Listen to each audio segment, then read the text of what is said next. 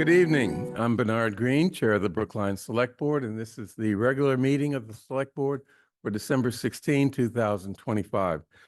First item on the agenda is moving into executive session. So I move that the Select Board go into executive session for the purpose of, one, discussing the negotiation position of the town related to real property located at 1220, 1290, 1300, and 1330 Boylston Street. Two, discussing the negotiation position of the town related to real property potentially to be sold by Hellenic College. And three, discussing strategy related to bargaining with union employees. The real property matters are being held in executive session because an open meeting may have a detrimental effect on the bargaining position of the town, and the chair so declares an executive session therefore to be necessary. The matter involving bargaining with union employees must be discussed in executive session because an open meeting may have a detrimental effect on the bargaining position of the town, and the chair again so declares an executive session therefore to be necessary. So all in favor, please indicate by saying aye. John Van Scoyac. Aye. David Perlman. Aye. Michael Rubenstein. Aye. Chair votes aye. The Select Board will reconvene in open session after our executive session meeting, scheduled for 6 a.m., but don't hold me to that. 6 p.m. Yeah. I'm sorry, 6 p.m. Yeah. Sorry.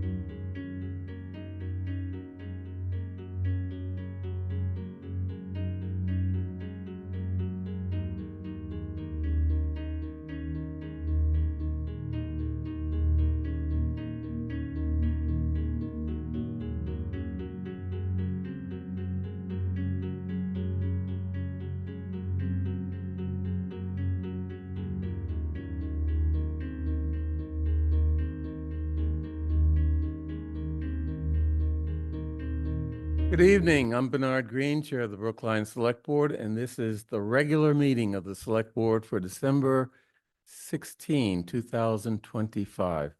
Let's start off with announcements and updates from the Select Board, and I'd like to start with two. Number one, you see this beautiful poster of an original, not an original, but of a collage by Equa Holmes, a local artist who allowed the Martin Luther King Celebration Committee to use this picture in our poster.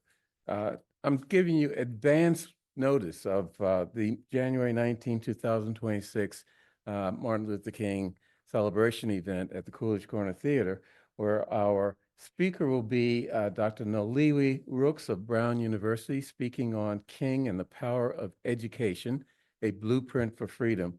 We will also have a special guest, the new Poet Laureate of the state of the Commonwealth of Massachusetts, Reggie Gibson. Many of you know Reggie because he's spoke at our event in past years and has spoken at the high school and elsewhere here in Brookline quite frequently. And our new Brookline Poet Laureate, Allison Adair, will also be presenting at the event. So it's a little more than a month away, but put it on your calendar because you don't want to miss out on the tickets that you'll need to get into the event. Okay, next I'd like to read a statement taking advantage of my position as chair. I can do that. So, over the weekend, we suffered 2 attacks of hate on innocent people going about their business that are also attacks on our community.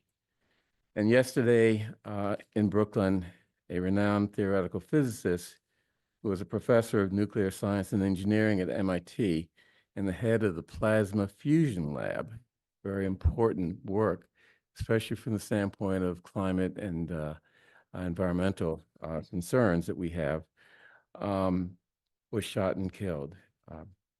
The killing of the 2 students and injuring of many others at nearby Brown University terrorized a wide community of students, alumni, families, and university supporters across the globe and here in Brookline. And the killing of 15 people on a beach outside of Sydney, Australia during a Hanukkah celebration hosted by a local Chabad group and including the lighting of a menorah. The attack terrorized Jews and others all over the world and here in Brookline, where we have a large Chabad community. On Sunday, we had a community celebration of the first night of Hanukkah and the public lighting of the menorah at Congregation Kahilath Israel on Sunday. A poignant reminder of hope given the current conditions of the country and the world. The lighting of the menorah reminds us that a little light can shine away a lot of darkness and that we need to keep our focus on the light and the goodness of the vast majority of people here locally and globally. This is a truly dark period in America and the world, and with the spread of anti-Semitism in word and in violent deed. But I worry that too often we treat anti-Semitism as an isolated phenomenon and not an aspect of a broader threat. In my view, anti-Semitism is the canary in the coal mine. If you focus only on the canary, you miss the broader threat. Hatred is indivisible. Those who hate Jews hate me. But also those who hate Jews also hate Palestinians. And to the extent we lose our connection to other groups suffering from the poison in the coal mine, and if especially we refuse to listen to their pain also, we are helping the real haters in their divide and conquer strategy. And while we have to be very proactive in attacking anti-Semitism and other forms of hatred in general, we can't allow our fears to be an excuse to stifle speech or thought or to hate people with different views, experiences, or pain. So that's my statement. Any other comments or statements or updates? John?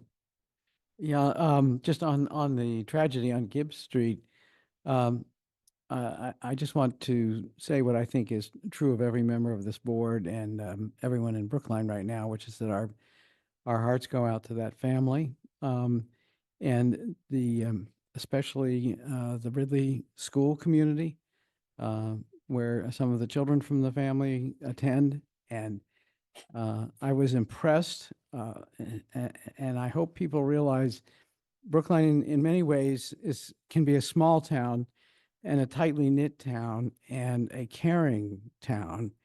And that is very much in evidence tonight. There are town meeting members from precincts 2 and 8, which are the most adjacent of the town meeting precincts. And they are rallying to the extent that, they can offer whatever comfort, whatever services, whatever is needed to that family and to the children of the Ridley School community at this time.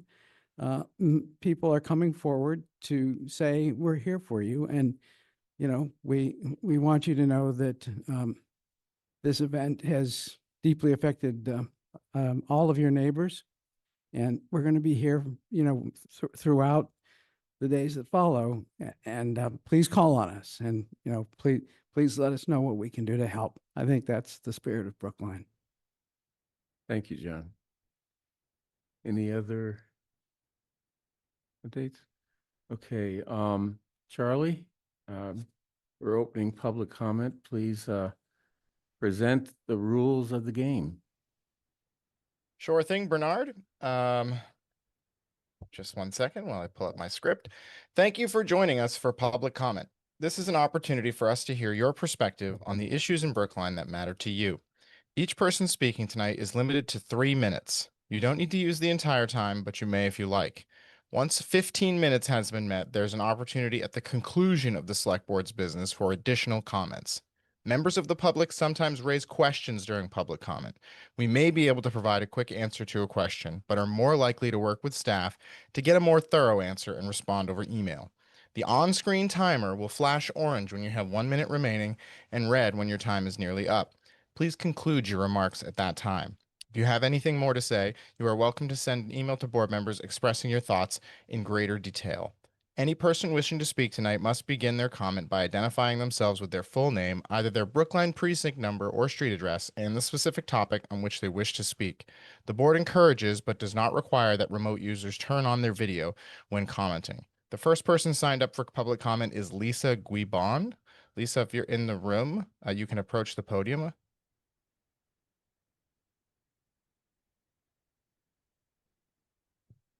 Thank you. Good evening. I am Lisa Geisbond, and I live in Precinct 12. And I'm going to read a copy of a letter that I sent to the Select Board, but I feel strongly, and I wanted to share it for the public and for the public record. So I was shocked, dismayed, and frankly embarrassed by the discussion and decision by this Select Board against reappointing Chi-Chi Wu to the Commission on Diversity, Equity, Inclusion, and Community Relations. I watched the recording of the December 2nd Select Board meeting where the vote on Ms. Wu's reappointment was 2-2, resulting in her being ousted from the commission. Despite her long record of distinguished service as a civic leader with a demonstrated commitment to the purported goals of the commission, oddly, Ms. Wu's record of service did not seem to be a significant consideration in the decision. I appreciated the comments of Chairman Green and Mr. Rubenstein. I believe they were correct to raise concerns about the implications of denying Ms. Wu her seat based on the effort of Mr. Hefter and others, mostly unnamed, to smear Ms. Wu as an anti-Semite, or at least someone insensitive to the feelings of, quote, the Jewish community, based apparently on selected social media posts that caused offense. My embarrassment comes from those who purport to speak on behalf of the Brookline Jewish community while impugning the reputation of Ms. Wu. I am a member of the Brookline Jewish community, a community that has diverse views on just about everything, including the actions of the Israeli government, military in response to the atrocities committed on October 7th. I count myself among the majority, 61% according to a recent poll, of U.S. Jews who believe Israel has committed and continues to commit war crimes against Palestinians. Is this the way our town leaders deliberate and make decisions about representation on such commissions? Given the split vote, I hope that you will reflect on this deliberation and decision and reinstate Ms. Wu with apologies to her for being part of this effort to smear and malign her. Thank you. Thank you. The next person signed up for public comment is Amy Newell. Amy, if you're in the room, you can approach the podium.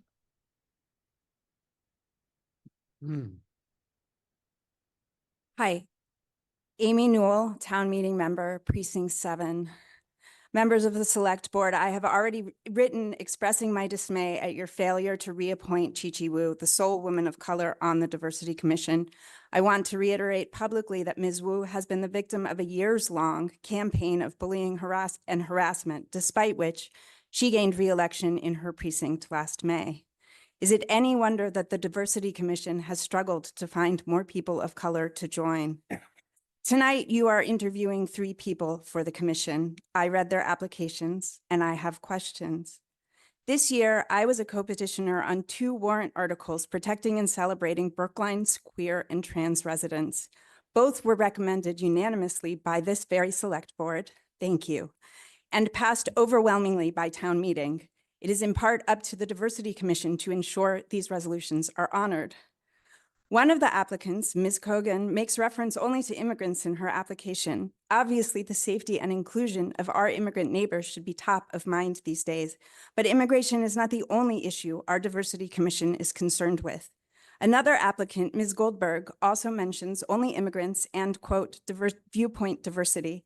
One of Ms. Goldberg's viewpoints, as stated in a letter to former Select Board member Miriam Ashkenazi in 2023, which became public record recently via a public records request, is that if the town must fly a pride flag, it should be an older rainbow flag, not the trans-inclusive one. While she is quick to say she is not one iota homophobic, she also questions the necessity of celebrating pride at all, and writes that she sees it as a problem when the town's public buildings put up banners with the blue and pink stripes of trans activism. I would like to know if Ms. Goldberg's views, which I agree she is perfectly free to hold, have altered at all since 2023. Refreshingly, Ms. Weiss's application mentions several kinds of diversity: race, religion, sexual orientation, income, and ability. She does not, however, mention gender or gender diversity. I urge the Select Board to question all 3 women on their ability to serve on a commission that has been directed by town meeting to protect and celebrate our trans residents. Finally, to the people of Brookline, it is easy to feel helpless about national politics and complacent about local politics, but we cannot take Brookline politics for granted. Like communities across the country, we also must guard against having our local government hijacked by people who may not share our values. However, voters here have a lot of power. Even many townwide elections are routinely won or lost by a handful of votes. But only 23% of registered voters voted in the most recent town election.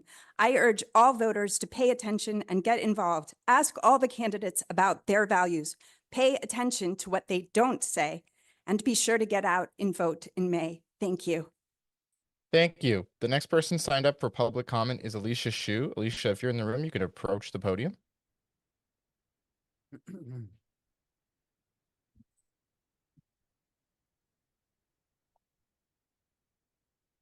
Good evening. My name is Alicia Shu. I am a longtime Brookline resident of Precinct 16, a retired Brookline public school teacher of 30 years, and a steering committee member of the Brookline Asian American Family Network, BAFN. I present the following statement on behalf of BAFN in support of Chi-Chi Wu. The Brookline Asian American Family Network strongly disagrees with the Select Board's decision to vote against Chi-Chi Wu's reappointment to the Commission for Diversity, Equity, Inclusion, and Community Relations. We are deeply disturbed by the lack of due process in which this occurred. Chi-Chi Wu is a responsible, committed civic leader who treats everyone with respect, dignity, and compassion, and inspires those around her to do the same. For decades, Chi-Chi has worked tirelessly to make Brookline a more inclusive and welcoming town. Her contributions over the years on the advisory committee, at town meeting, and in collaboration with the Office of Diversity, Equity, Inclusion, and Community Relations have resulted in a more equitable Brookline. She has fostered dialogue, developed relationships, and built bridges between town and school, residents, and elected representatives. Chi-Chi belongs on the commission to continue this work. In 2021, during a time of racial violence, Chi-Chi was willing and able to engage in difficult, critical conversations to keep our community safe, especially during the Stop Asian Hate campaign, when collected data shows that over 60 Brookline Asian Americans were bullied, harassed, and/or assaulted during and following COVID. That same year, Chi-Chi Wu was named Brookline Woman of the Year by the Brookline Commission of Women for her outstanding civic leadership.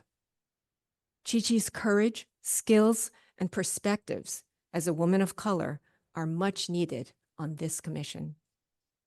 Countless Asian and Asian American students, families, and residents have a stronger sense of belonging in Brookline because of Chi-Chi's commitment to equity. BAFN was founded in 2009 to address the lack of AAPI representation on Brookline's school and town boards. Since then, BAFN has grown to be an important and effective community advocacy organization thanks to Chi-Chi's unwavering leadership. We want Chi-Chi's powerful voice and vision to represent us on this commission. We charged the select board as elected officials to engage rather than cancel, to listen rather than rant, to restore rather than punish. We ask that you reject unfair processes and allow for civil disagreement so that all of us can feel safe and welcome to live, to vote, and to serve in Brookline. BAFN is proud to Thank you. stand. Your time has expired. Brookline is proud to stand with Chi-Chi Wu. The next person signed up for public comment is Catherine Henshin. Catherine, you may approach the podium and your 3 minutes will begin.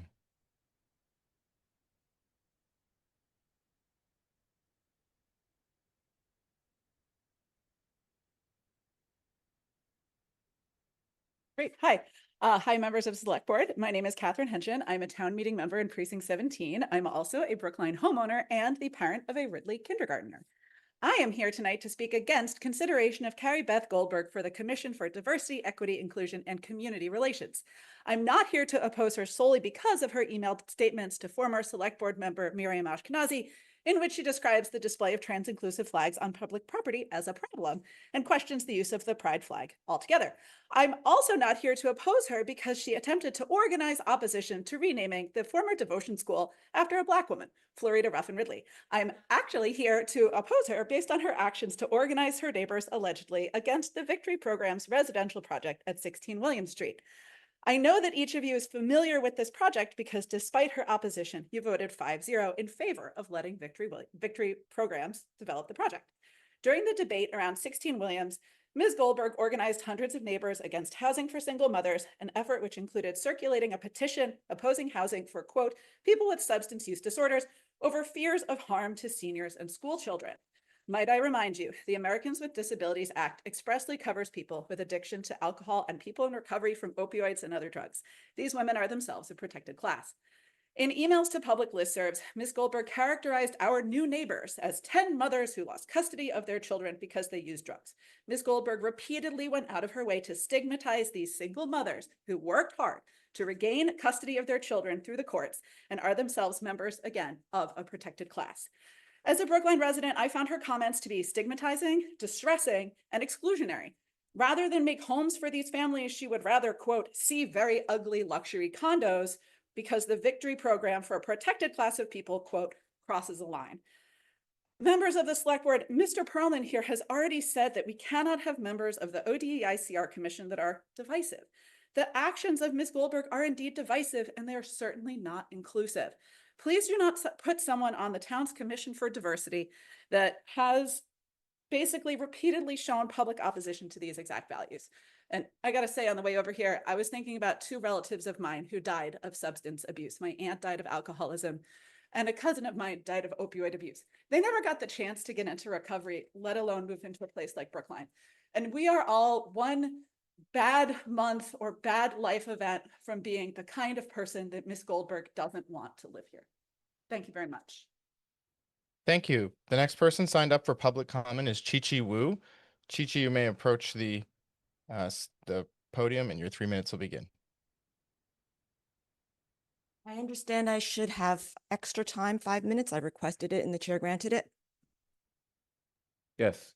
Thank you. Thank you, Chair Understood. Green. Chi-Chi Wu, Precinct 7.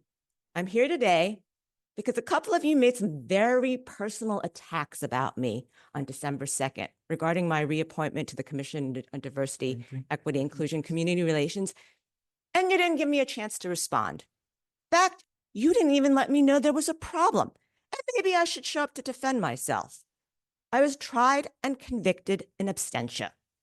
The process was, to say the least, defective. And that defective process constitutes disparate treatment against me, an Asian American woman.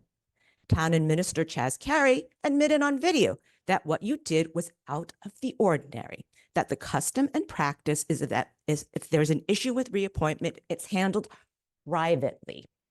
In contrast to the very public personal attacks that David Perlman and Paul Warren made against me. And I do want to thank Chair Green and Michael Rubenstein for supporting me, and of course, Lisa, Amy, and Leisha for their support today. This is a problem for more than just me, because Brookline has a serious problem with its lack of people of color on boards and commissions, especially Asian Americans.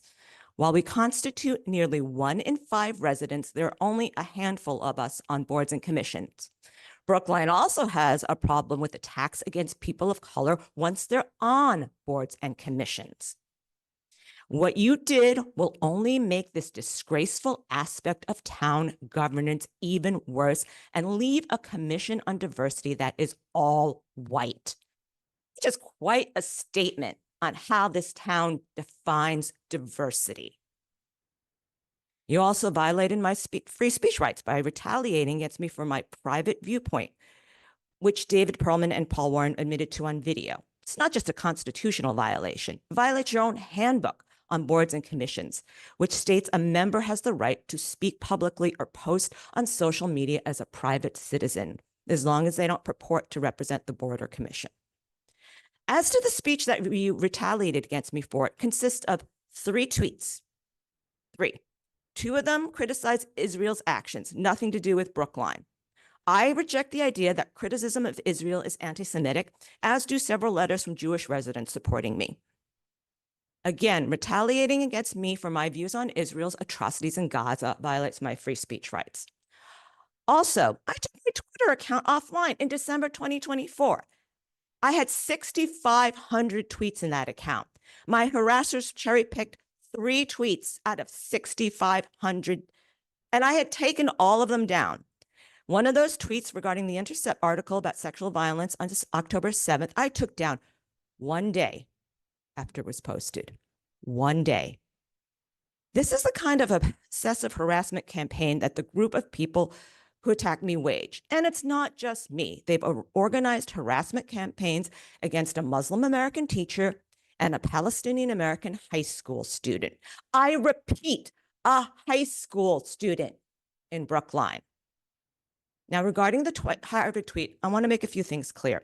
First, it's not true it was in response to a Brookline News article about Jewish students in this town struggling with college choices. It was a reply to a tweet by Bill Ackman, a billionaire hedge fund manager and Trump supporter, who ultimately successfully ousted a Black woman, Claudine Gay, from the Harvard presidency. And Bernard Green was correct to point out on December 2nd, it was actually a tongue-in-cheek reference to my own community's obsession with Harvard admissions. It was certainly not intended to be anti-Semitic or suggest Asians should proactively replace Jews, but rather that my community would opportunistically take advantage of any drop in early admissions at Harvard by anyone.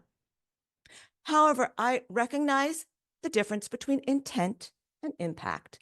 So if the impact of my tweet offended anyone, I would apologize to those persons. I will apologize to those people, except for the folks who have harassed and bullied me. because I don't apologize to bullies. And this bullying isn't just a problem for me. It's a systemic problem for people of color in this town, for Muslim American and Palestinian American residents and those who are vocal in their opposition to what's happening in Gaza. Two of the folks involved in this campaign, Jesse Hefner and Dana Perry, are on school committee, and they're looking to add to their numbers on school committee. One of them, Carrie Beth Goldberg, is applying to the CDICR. Finally, because I've been subjected to disparate treatment and my free speech rights violated, I will be filing a civil rights complaint with the Attorney General's office, and ironically, with the Office of Diversity, using the process that Bernard Green set up. I do this not for me, but because there are systemic issues in this town about its treatment of people of color, as well as a pattern of targeted campaigns. Thank you. Thank you. That concludes the people who were signed up for public comment in advance, and I believe that exceeds the 15-minute allotment at the beginning of the meeting. The select board will have an opportunity at the end of the meeting for any further comments. Thank you, Charlie. Okay, next, well, are there any people in the, we don't have time for that, forget it. Sorry. Okay. Next, we have our miscellaneous calendar. I'd like to call for approval unless someone has some corrections to our meeting minutes for December 2nd and December 9, 2025. Any corrections? Okay, I move approval of December 2nd and December 9, 2025. All in favor, please indicate by saying aye. John Van Scoyac. I was absent for the December 2nd meeting, Okay, let's but I take them say separately. okay, I'm sorry, I thought you were taking both of them. Yeah, well, I was, but that was a mistake. Okay. Okay, let's start with December 2nd. All in favor, please indicate by saying aye. John Van Scoyac. I abstain. Abstain. Paul Aye. Warren. Aye. David Perlman. Aye. Michael Rubenstein. Aye. Chair votes aye. And now, December 9, 2025. All in favor, please indicate by saying aye. John Van Scoyac. Aye. Paul Warren. Aye. David Perlman. Aye. Michael Rubenstein. Aye. Chair votes aye. Next, I'd like to take items 7B through 7U in omnibus fashion, unless someone has an item that they'd like to pull out for further discussion. Bernard, Any? I do Yes. have one question, if I may, on the Sure. Lars Anderson memo. We did receive an email, and they were asking about was the walled garden, which I think is currently the DPW garages, was that included or not? Can we get some clarity on that? Sorry, what number are we talking Yeah, what about? number? I think it's Lars 7E, Anderson. the Lars Anderson Oh, okay, yeah. 7B? study. I think it's 7B. 7B. I believe so. So yes, the memo talks about that it's going to provide a comprehensive site history, which will include a site history of everything that's in in Lars Anderson or was in Lars Anderson. So it includes that cultural history there. But so it does include the area of where the garages are. That Yes. was the question. Okay, thank you. Okay, unless there are any other items someone wants to pull out, I move approval of items 7B through 7U. All in favor, please indicate by saying aye. John Van Scoyac. Aye. Paul Warren. Aye. David Perlman. Aye. Michael Rubenstein. Aye. Chair votes aye. Okay, next. Our regular calendar. First, item 9. Let me make sure that I'm in the right order. Can I borrow your, Oh, yeah, sure. Sorry. no, the agenda?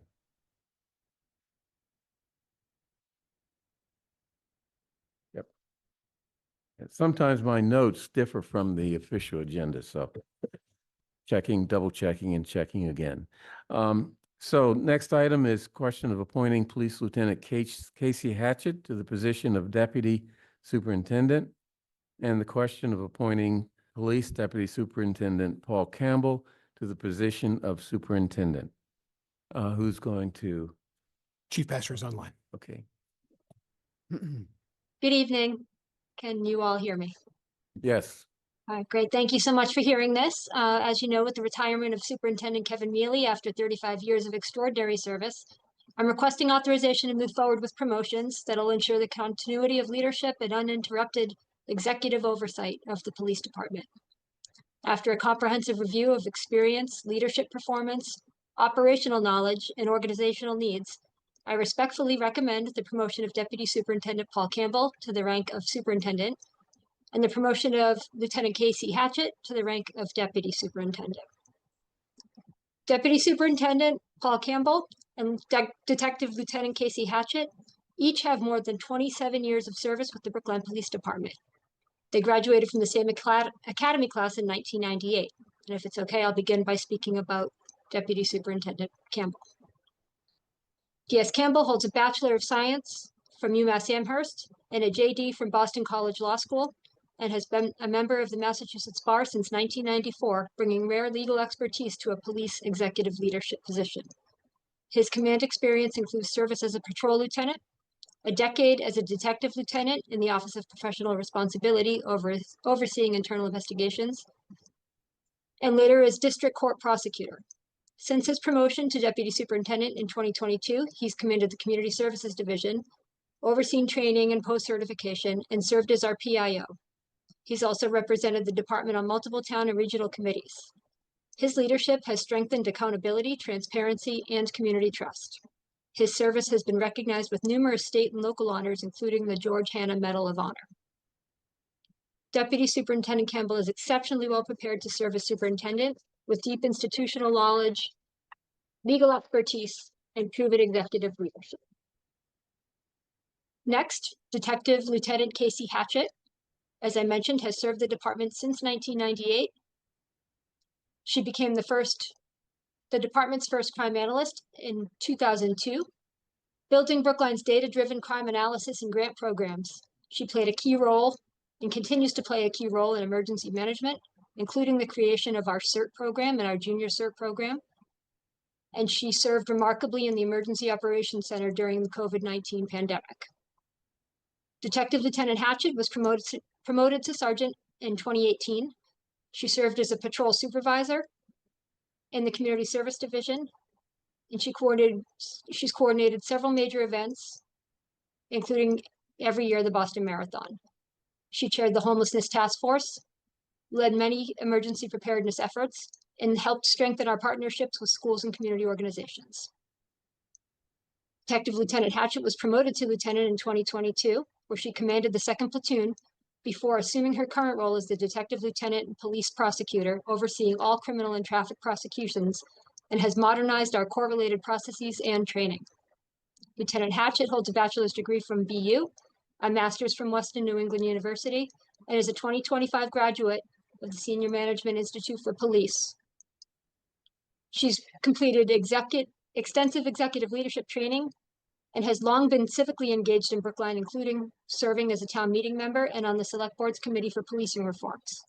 Her work has been recognized with multiple community and professional awards. Lieutenant Hatchett's leadership, operational credibility, and deep community connections make her exceptionally well qualified to serve as deputy superintendent. And I respectfully request the Select Board's approval of these promotions, after which I would invite you all to join us for the promotional ceremony tomorrow at noontime in Town Hall, room 111, I believe. Thank you. Okay, tomorrow, we just heard about this promotion event, room 111 At noon. at noon, okay. Let's see. Okay, any questions from the board? Just have a quick Yes, comment, Paul. Bernard. Thank you, Chief. I just wanted to share with my colleagues, I think many of us have probably had the opportunity to interact with both of these outstanding officers. In particular, I've had the opportunity of working with both of them. Casey Hatchett, she's an outstanding individual. I think we all know her quite well. She's been great with the community. With Lieutenant Campbell, he actually participated in a significant meeting in South Brookline back when we were going through a period where there was robberies there. And there was a lot of concerns, and I get to see him in action with a large, very concerned group of residents that were concerned about public safety. And he just did an outstanding job in communicating with them and speaking clearly about what the issues were and understanding and having empathy for them. So I'm very supportive of both these individuals being appointed. Okay, any further discussion? I'd like to echo Paul's comments. I've worked with Lieutenant Hatchett and Deputy Campbell over the years on many occasions. And, you know, their professionalism, their focus, their commitment to the values of Brookline is without parallel. You know, we are very fortunate to have the caliber of police officers that they represent on our force. And they're not the only ones, but I think this is a good promotion and will be good for the department and for the town, generally. John? And I just want to add, you know, because this is the timing of this, I think it's worth mentioning. It's a very somber moment for the entire community of Brookline because of the shooting that occurred on Gibb Street. And one of the first things that was published in the aftermath of the shooting, and we're talking about, you know, just 24 hours plus here, was from a neighbor saying how reassuring and impressive the response of all of the emergency responders, but in particular the police, to the scene and at the scene and subsequent to the events of the evening. So that is worth noting because that comes from quality people and good leadership in the department. And I think that's what we have here. Great. Unless there's any further discussion, I'd like to move approval of the appointment of Police Lieutenant Casey Hatchett to the position of Deputy Superintendent and the appointment of Police Deputy Superintendent Paul Campbell to the position of Superintendent. All in favor, please indicate by saying aye. John Van Scoyac. Aye. Paul Warren. Aye. David Perlman. Aye. Michael Rubenstein. Aye. And chair votes aye. Thank you, Chief Pastor. Thank you all very much. Okay. Next, we have digital community display. Our communications officer, Christina Metcalf, will present on digital displays in Brookline, such as the SUFA, things out in the street, and other possible digital display equipment. So is she on? Is Christina Good on evening. Zoom? Okay. Yes. Good evening, Select Board. Just to remind those who are with us today and for the first time this conversation, in early November, we reviewed the history behind the 23 SUFA kiosks that are currently in Brookline. The Select Board has some questions, and so I reached out to SUFA so they could provide those answers regarding the data, privacy, and our revenue share. I can do a short overview of those answers and direct any interested parties who want more information to the packet for more detailed info and answers. Can you all see my screen? Oops. Yes. Okay. So the board had about a dozen questions. So the protocol that SUFA uses to capture information from devices is Wi-Fi probe requests. There's no Bluetooth. The types of devices that SUFA capture from are devices that send Wi-Fi probe requests, mainly and almost entirely smartphones, according to SUFA. The data that's being captured and how detailed is that data? It's just the number of Wi-Fi probes signals detected in a given minute. So if 4 people walk by and 4 people have smartphones, it's going to collect that minute for pieces of data numbering those people. Our device serial numbers or IDs recorded? No, they are not. The board asked about what data or dashboards are given to the advertisers. There's no sensor data. It's only ad performance reporting that for their particular ads. SUFA does not sell their data to any third party, and only the town reserves and has a dashboard of the traffic counts that is collected. The town does not receive, I'm sorry, is there a question? I do have a question. Okay. Do you want to wait till you finish, Christina? Sure, or I just have a couple. Yep. Okay. So the Does SUFA reserve the right to sell the data to third parties? No data is sold, and I'm sorry, I hit that one already. The town notification rights if the data were ever shared. It's not applicable. There is really no debt. There's no data shared or sold, and if it was, it would be that, but they do not sell the count. Policies regarding government request or subpoenas. SUFA aims to protect their users' privacy and follows the law, but there's no personal identifiable information and data to share, only the anonymous aggregate accounts. So there's no, it's not like you could track somebody from this particular set of data if that is the concern. And I believe that their privacy would not allow that anyways. How long is the data stored and what type of data? It's just the aggregate counts per minute. How many ads has the town placed this year, or how many surveys has the town done? That content was not stored. It's not stored like in a history. And so we can work on with SUFA to try to get some of those numbers, but also going forward, working with the departments and SUFA or whatever kiosk provider we have to track that. So we have that data for you. And the operable radius of the SUFA sensors is the Wi-Fi detection radius is about typically 30 to 100 feet, depending on environmental conditions, but there's no location or path or movement that are tracked. So the revenue share, as you can see, the total revenue share is about $17,812 over a 7-year period of 2025 is not had its fourth quarter numbers reported yet. And just those asterisks are that in 2019, it was installed in November, so that is why that number is low. And in 2024, the anchor advertiser, which I believe is Brookline Bank, reduced their spending, and commercial operations were downsized to focus on the new full color technology that I believe the representative spoke about at the meeting in November. And so they were focusing on that while and not the ad revenue. So at this point, I'm happy to take comments, feedback, and questions. Paul, you had a quick Yep. question? Thank you for that information. So I do have a couple of questions. The slide mentioned that there was no data collected and shared with the advertisers, but ad performance data was shared with the advertiser. What isn't ad performance data? How many eyeballs or people walk by and impressions that they had with the ad? Let me find that.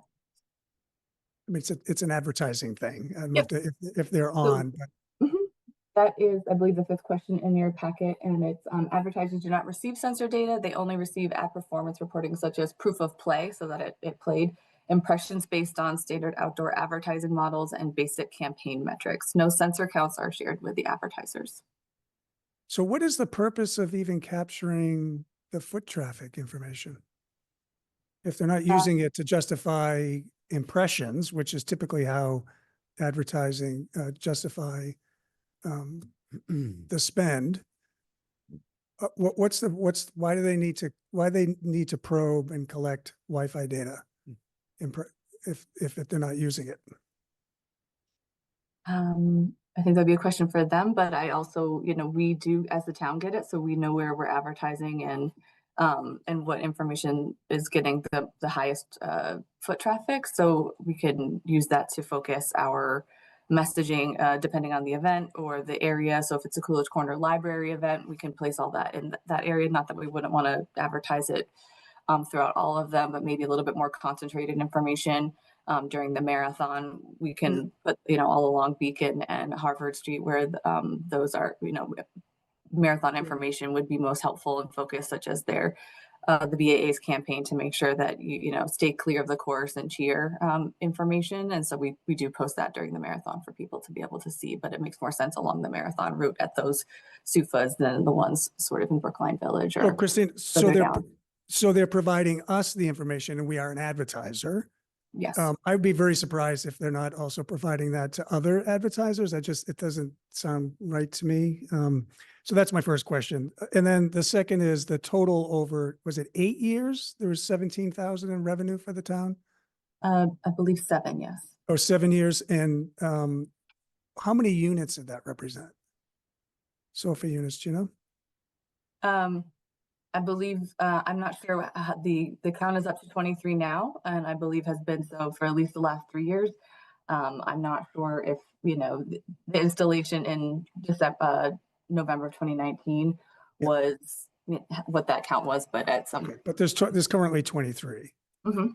units in the town. And then my last question, thank you, Bernard, being patient with me. So I live within the radius of the sofa unit and St. Mary's.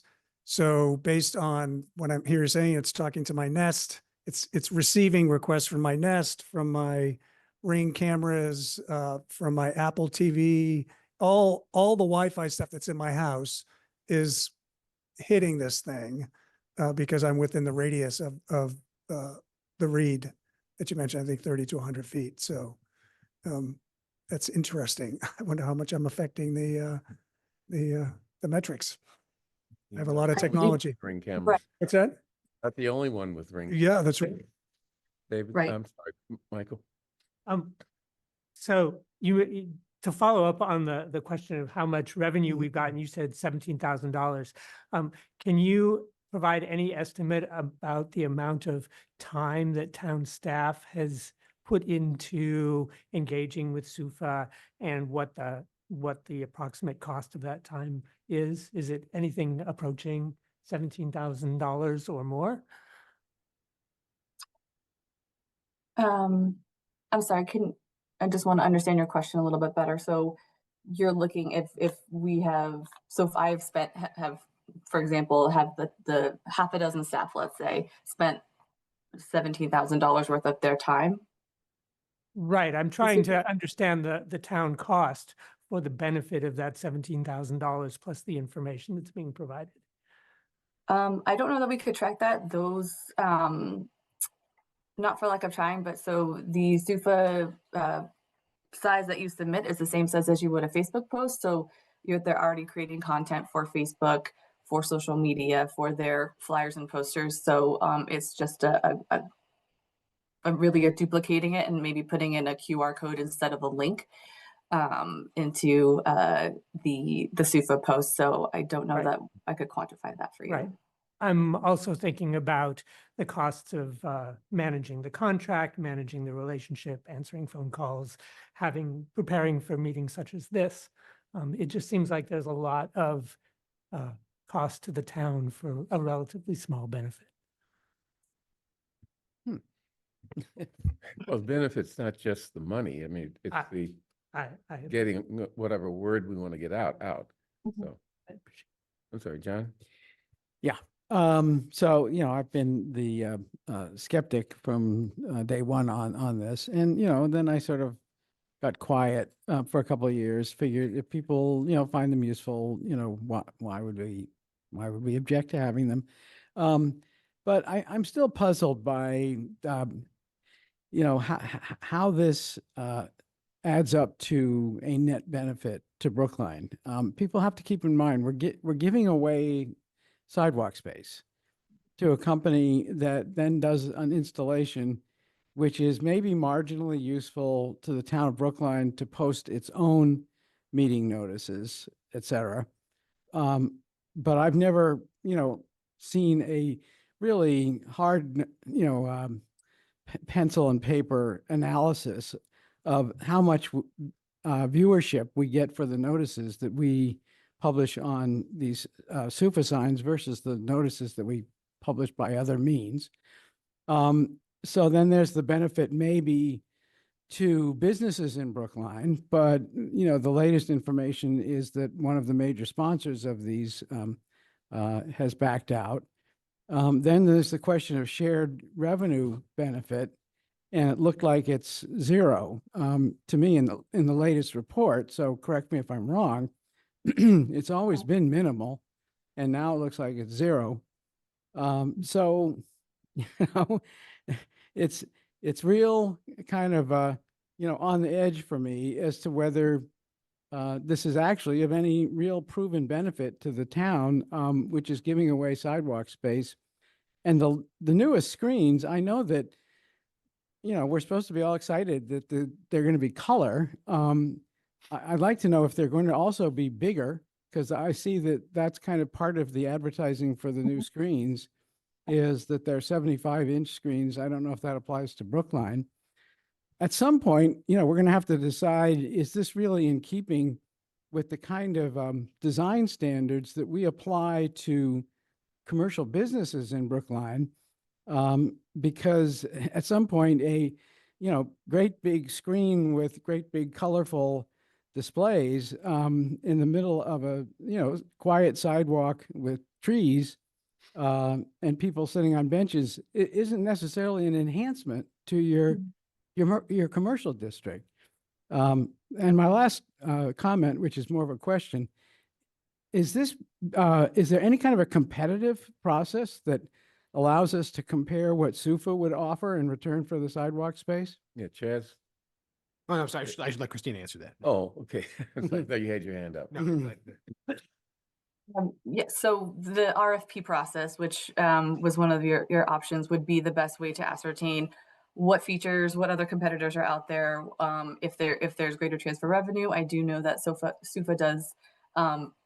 They have ad revenue projections that obviously I think would be a little bit more, which more than zero is great. And I think that again we would be able to decide what we want to have. So looking at the screens, making sure there's no, does it fit our light pollution, and doesn't add to that, and that makes sure that they're real value add in terms of revenue, in terms of communication, and in terms of our community. And so that is I think the ideal situation that we can go in and get this information without giving preference to any competitor or current kiosk provider. May I just respond to that? I mean, I like what you just said, but aren't we under some kind of a deadline for renewal with SUFA? Isn't We that why did, we're? yes, we were. So we had let SUFA know back in October that we would not be doing a full 2-year renewal.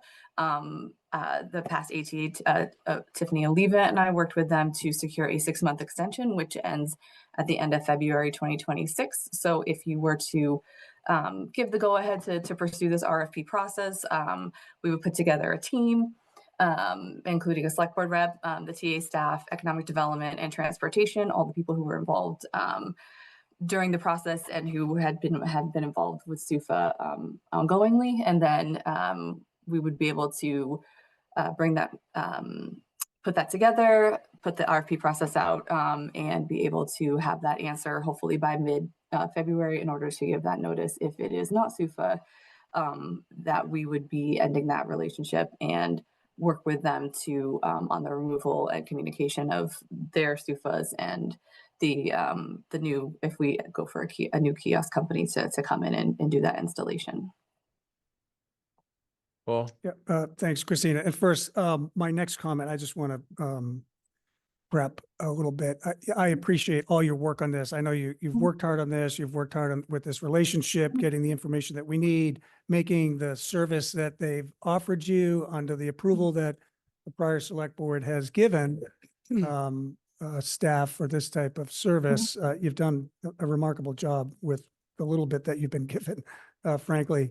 I just want to share that, I consider, let's call it the 7 years, a proof of concept and a proof of concept period. And for me, again, I live right around the corner from one of these things. And I walk by it all the time. I see people, I very rarely see people engaging with it. Now maybe it's hard to read because when you're walking by, so people generally, you have to stand in front of it because they're not very large fonts.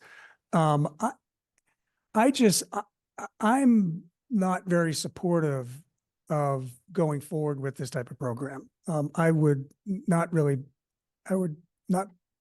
encourage us to issue an RFP and try to replicate a service that might be a little bit better.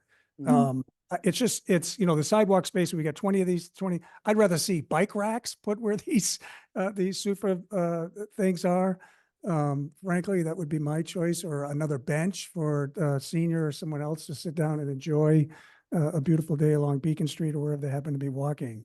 But I think considering this kind of a proof of concept, it's just kind of proven to me that it's not something, I don't think it's really applicable or greatly beneficial to the town. It's just I know that occasionally the town does surveys that include a question of like, where did you hear about X, whatever X is? And I'm wondering whether whether these SUFAs are an option to choose, and whether there's any data that says, that indicates that people have actually found out about things from the town through this medium. I don't believe that if we have that, that is up to the individual project and department to put that, have you heard it from our newsletter, social media? And so I don't know that that is consistent, and we can add that and, try to get that proof of concept. I will say that we do have some, the SBDC and information from the local businesses is that I believe it was in the last packet that the director of the Chamber of Commerce did support the RFP process to see what is out there that would best support the businesses in the community, and did do a short survey and got a few responses that, they, would like to see what else is out there for that. So this office, I know the economic development team and the Chamber of Commerce does support going out for an RFP process, and not to put it, and I just to Paul's point, I understand that it's been 7 years and a proof of concept, but the town's only had a communications officer for 2 years. And so I think that to really, this is also an opportunity for us to, you say the font's too small and it's hard to interact. Those are things that we can change with design and getting everybody up to speed on the best design practices and things like that, which we are working on and on implementing and getting to that. So I understand your concern, and I just wanted to point that out as well and to your comment. I think Chaz. one other thing to flag, which I do appreciate the position on this, is that an RFP doesn't mean you have to say yes to anything. But I think that's the kind of big question, is that it's okay if at the end of the day the thought is we shouldn't even take that step because we shouldn't waste our time. But the thought being, we're not locking ourselves into anything. We're kind of seeing what the market has out there. And I just assume that there's a long list of to-dos. Right. There's a very long list of to-dos that I know you have and others have, the staff. And I would be one to say, take this one off the to-do list and go spend it on something else.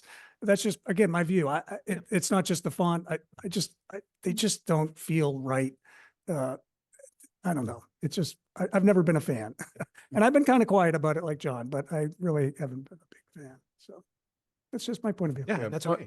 My concern is that, we're in the 21st century and people aren't reading newspapers as much as they used to. And this is a way of getting information to the public that may reach people who otherwise wouldn't be reached. I don't know that that's a significant benefit of the SUFA thing, but I think that an RFR is one way of sort of fleshing out that information. What do the various vendors say about the value of their product and getting the word out to people in different contexts? So I have a variation of a question that Michael asked. So Michael asked quite astutely, in my view, do we have survey results about where people got information and did they get it from the SUFA? Do we have that data from other communities? Do we have an idea of what percentage of people in, say, Newton or Cambridge or other places that may have this receive their information from the SUFA?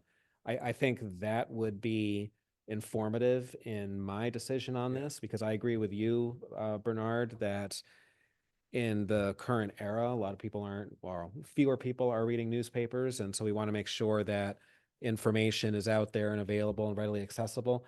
But if the data exists showing that people are actually using this, then great, I would be supportive. But if it shows that they're not, then I'm inclined to agree with Paul. Let's use that valuable space for benches and other uses. Everybody has a SUFA in their pocket or on their wrist. Yeah, not everyone has that type of SUFA.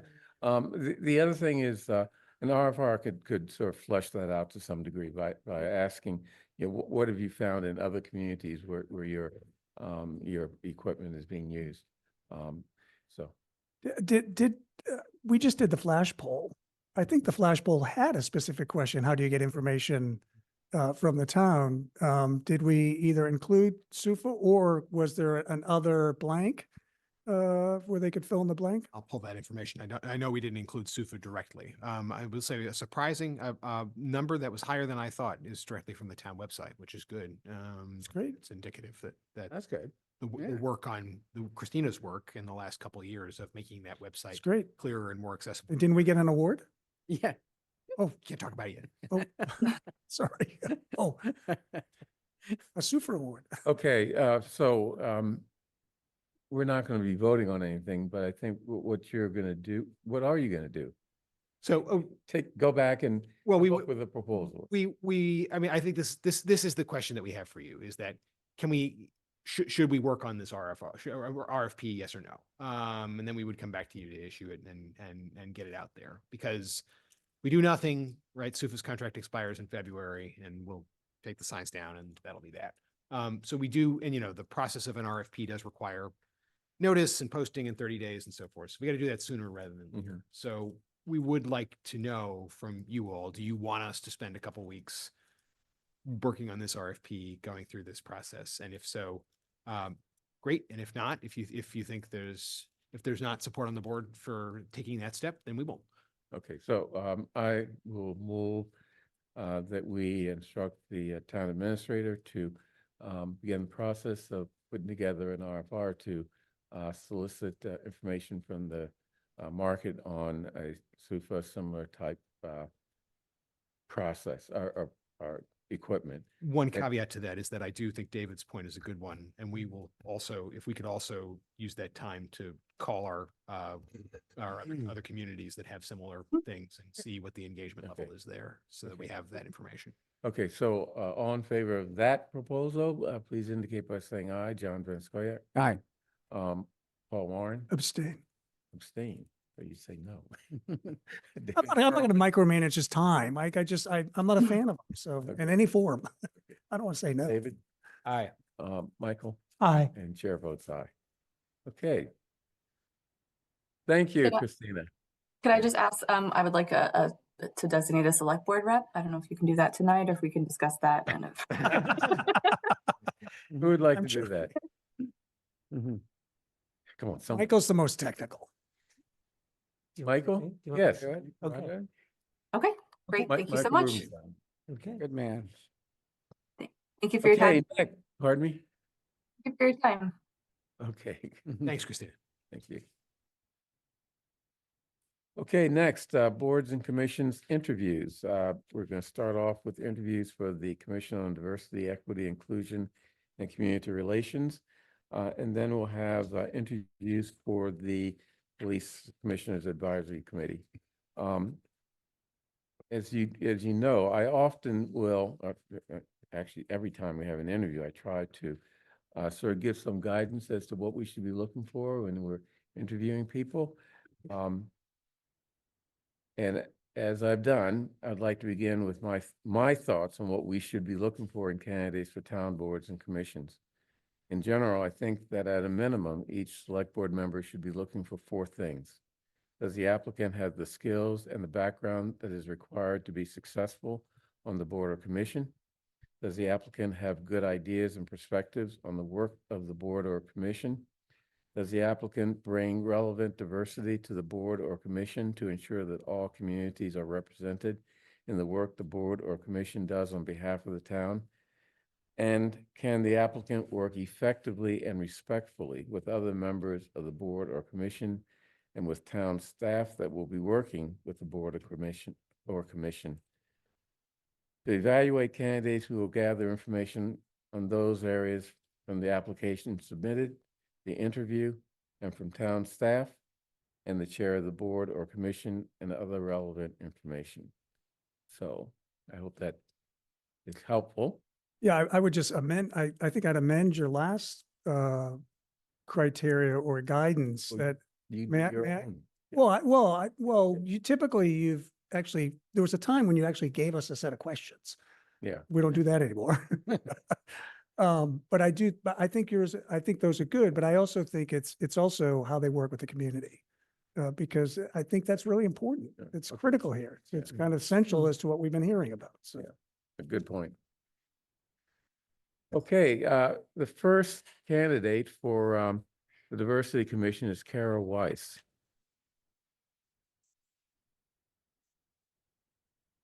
Okay. Okay, we will reschedule. The candidate is Carrie Goldberg. So Carrie, I'd like you to sort of introduce yourself and tell us why you want to be a member of the Diversity Commission. Okay. If I may, Bernard, I'd like to start by just responding to a couple of the accusations against me that were made. Oh, sorry. Quickly. Is this good? Good. Mhm. Okay. Accusations that were made against me in public comment. The first is that I stigmatize addiction. And I think among the other tragedies in the last few days, we saw the really awful killing of the director Rob Reiner and his wife by what the media is saying was their drug addicted son.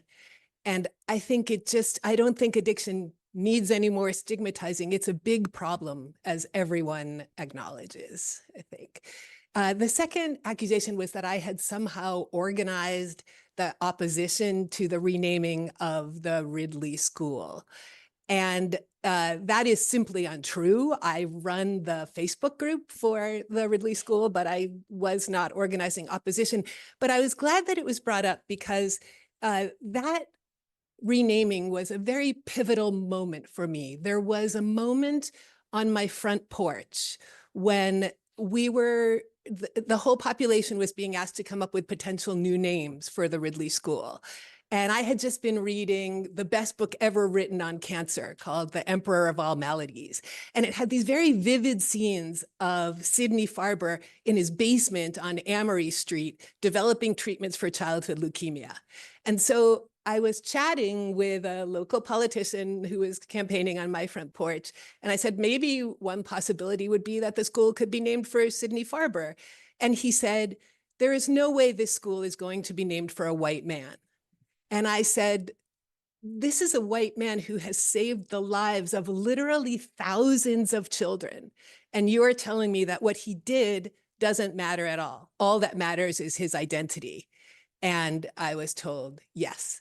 And so that was kind of the moment, I think it was 2019, when I started feeling like the sort of beautiful progress of civil rights and gay rights and the other things that I had witnessed in my own lifetime were starting to go a little bit off the rails. So that's my little introduction and response to those comments. Okay, so I would like to begin with a little demonstration that, so this is ChatGPT. Everyone can have it for free. Yeah, you have to be a little patient with it. So hang on one sec. Does anybody raise your hand if you use it?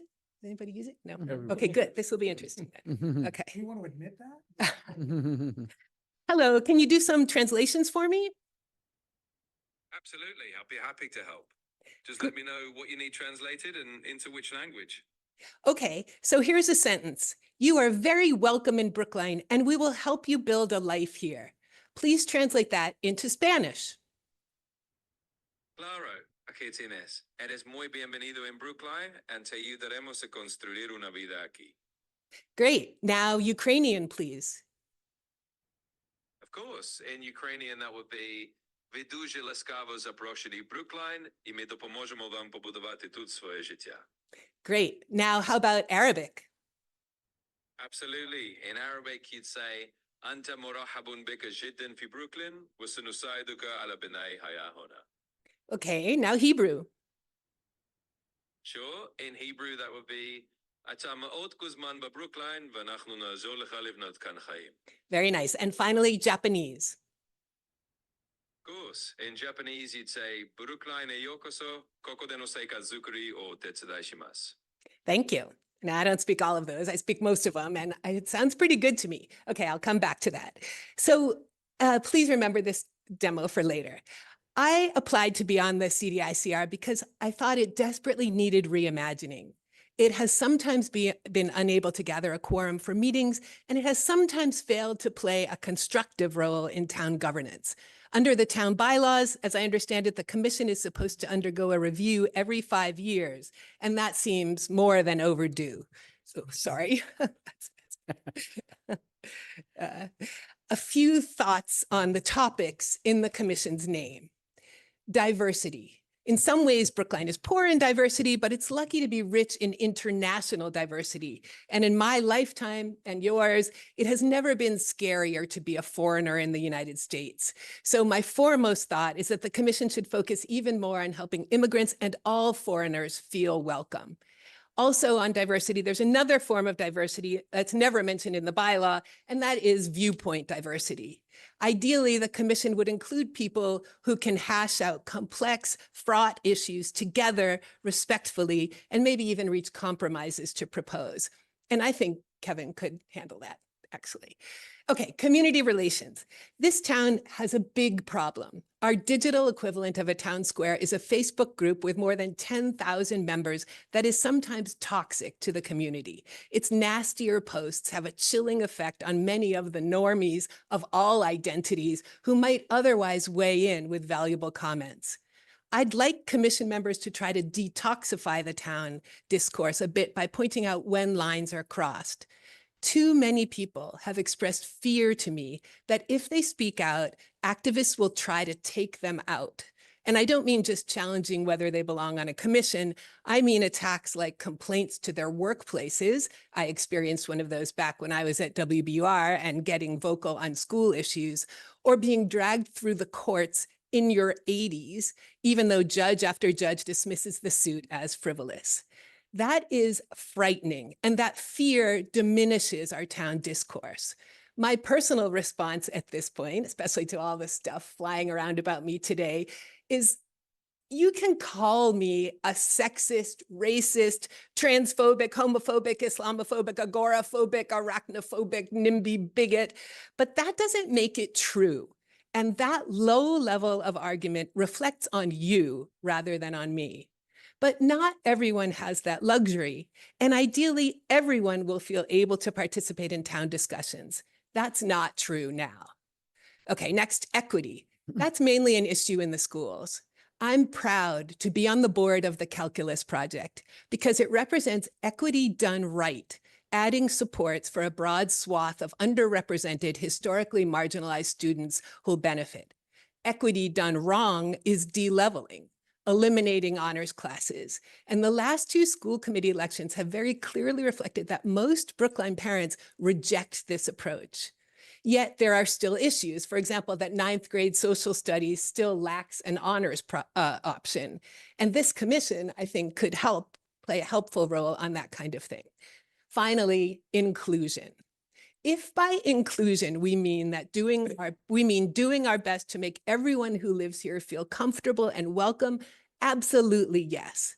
But the commission also needs to examine when inclusion turns into exclusion. For example, Brookline has produced this diverse and inclusive business directory that is basically for everyone except straight white men. If you are a person of color or a woman or LGBTQ, you can automatically get this taxpayer-funded promotion. If you're a straight white man, then it's only if you're disabled or a veteran. So with back of the envelope math, this inclusive directory is for everyone except roughly 1/4 of the town. And if you're a straight white man, we don't care what your personal individual qualities or struggles are. We're not boosting you.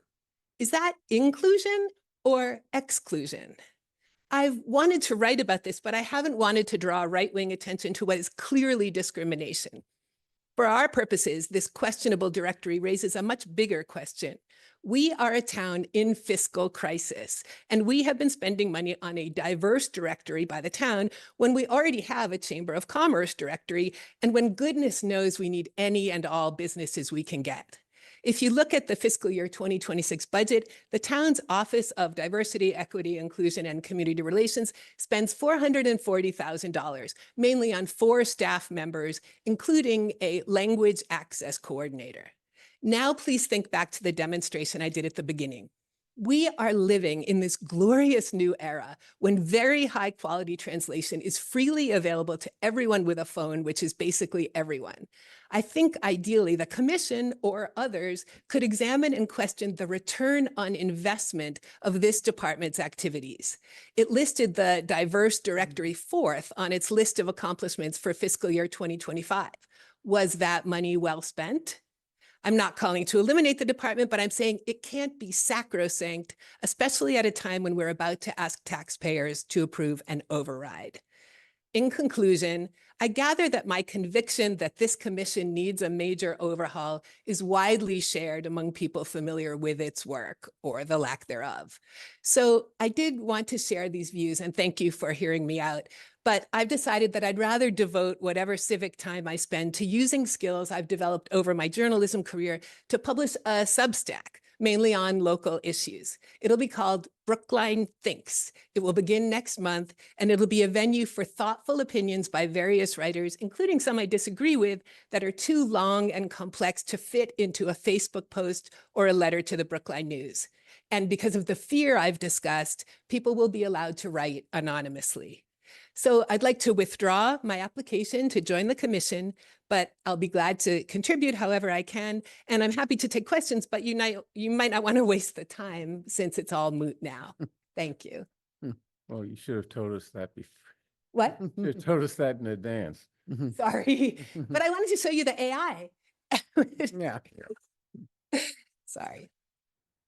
John, you wanted to say something? Well, yeah, if you know, I mean, I appreciate that Carrie, gave us the long form, even though she's made the decision that she's made. I I like a lot of what Carrie said. I also had some of the same concerns that people earlier raised, although I wouldn't have raised them the way they did. And she and I have had some personal private discussions, where I've raised them. And one of the things that I found positive and have always found positive about Carrie is that you can always discuss these things with her. I mean, it isn't, like you have to agree with me or we're just not going to have any discussions. She's a person with great intellectual curiosity. I like to think I am too. We love having discussions in which someone disagrees with us, so that we can sort of figure out why do we think what we think. And I think those are the kinds of discussions that would be beneficial to have on the CDEICR. The kinds of discussions that could embrace what Chi-Chi said earlier tonight, and also embrace what Carrie said, and then kind of figure out how do we bridge the different points of view that have emerged here. I hope whatever else we accomplish with our next appointments to the CDEICR, that we'll get closer to that kind of a spirited exchange of views between people who respect each other and who learn from each other and who help the community to learn via their discussions. So thank you for applying. And Done. so be it. You're pursuing a different activity right now. I can't wait to see the first postings on the blog. Yeah. Thank you. Substack. Sorry. Thank you. I think you Yeah. really understood what I was trying to say. Thank you. Yeah. Yeah. My question really is moot now, but I did want to make a point that I think is still important.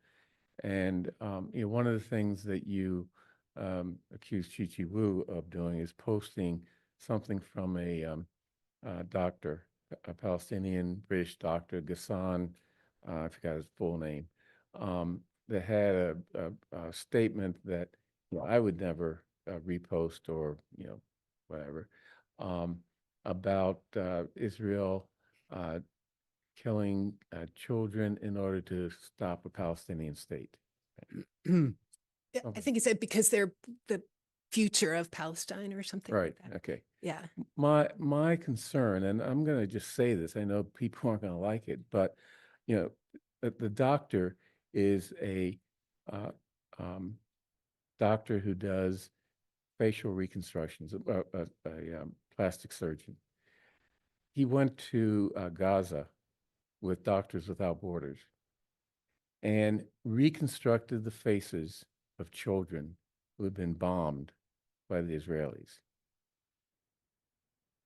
His statement, while we may not agree with it, was an important statement of the pain that someone who's Palestinian feels when they're dealing face to face with the destruction of children.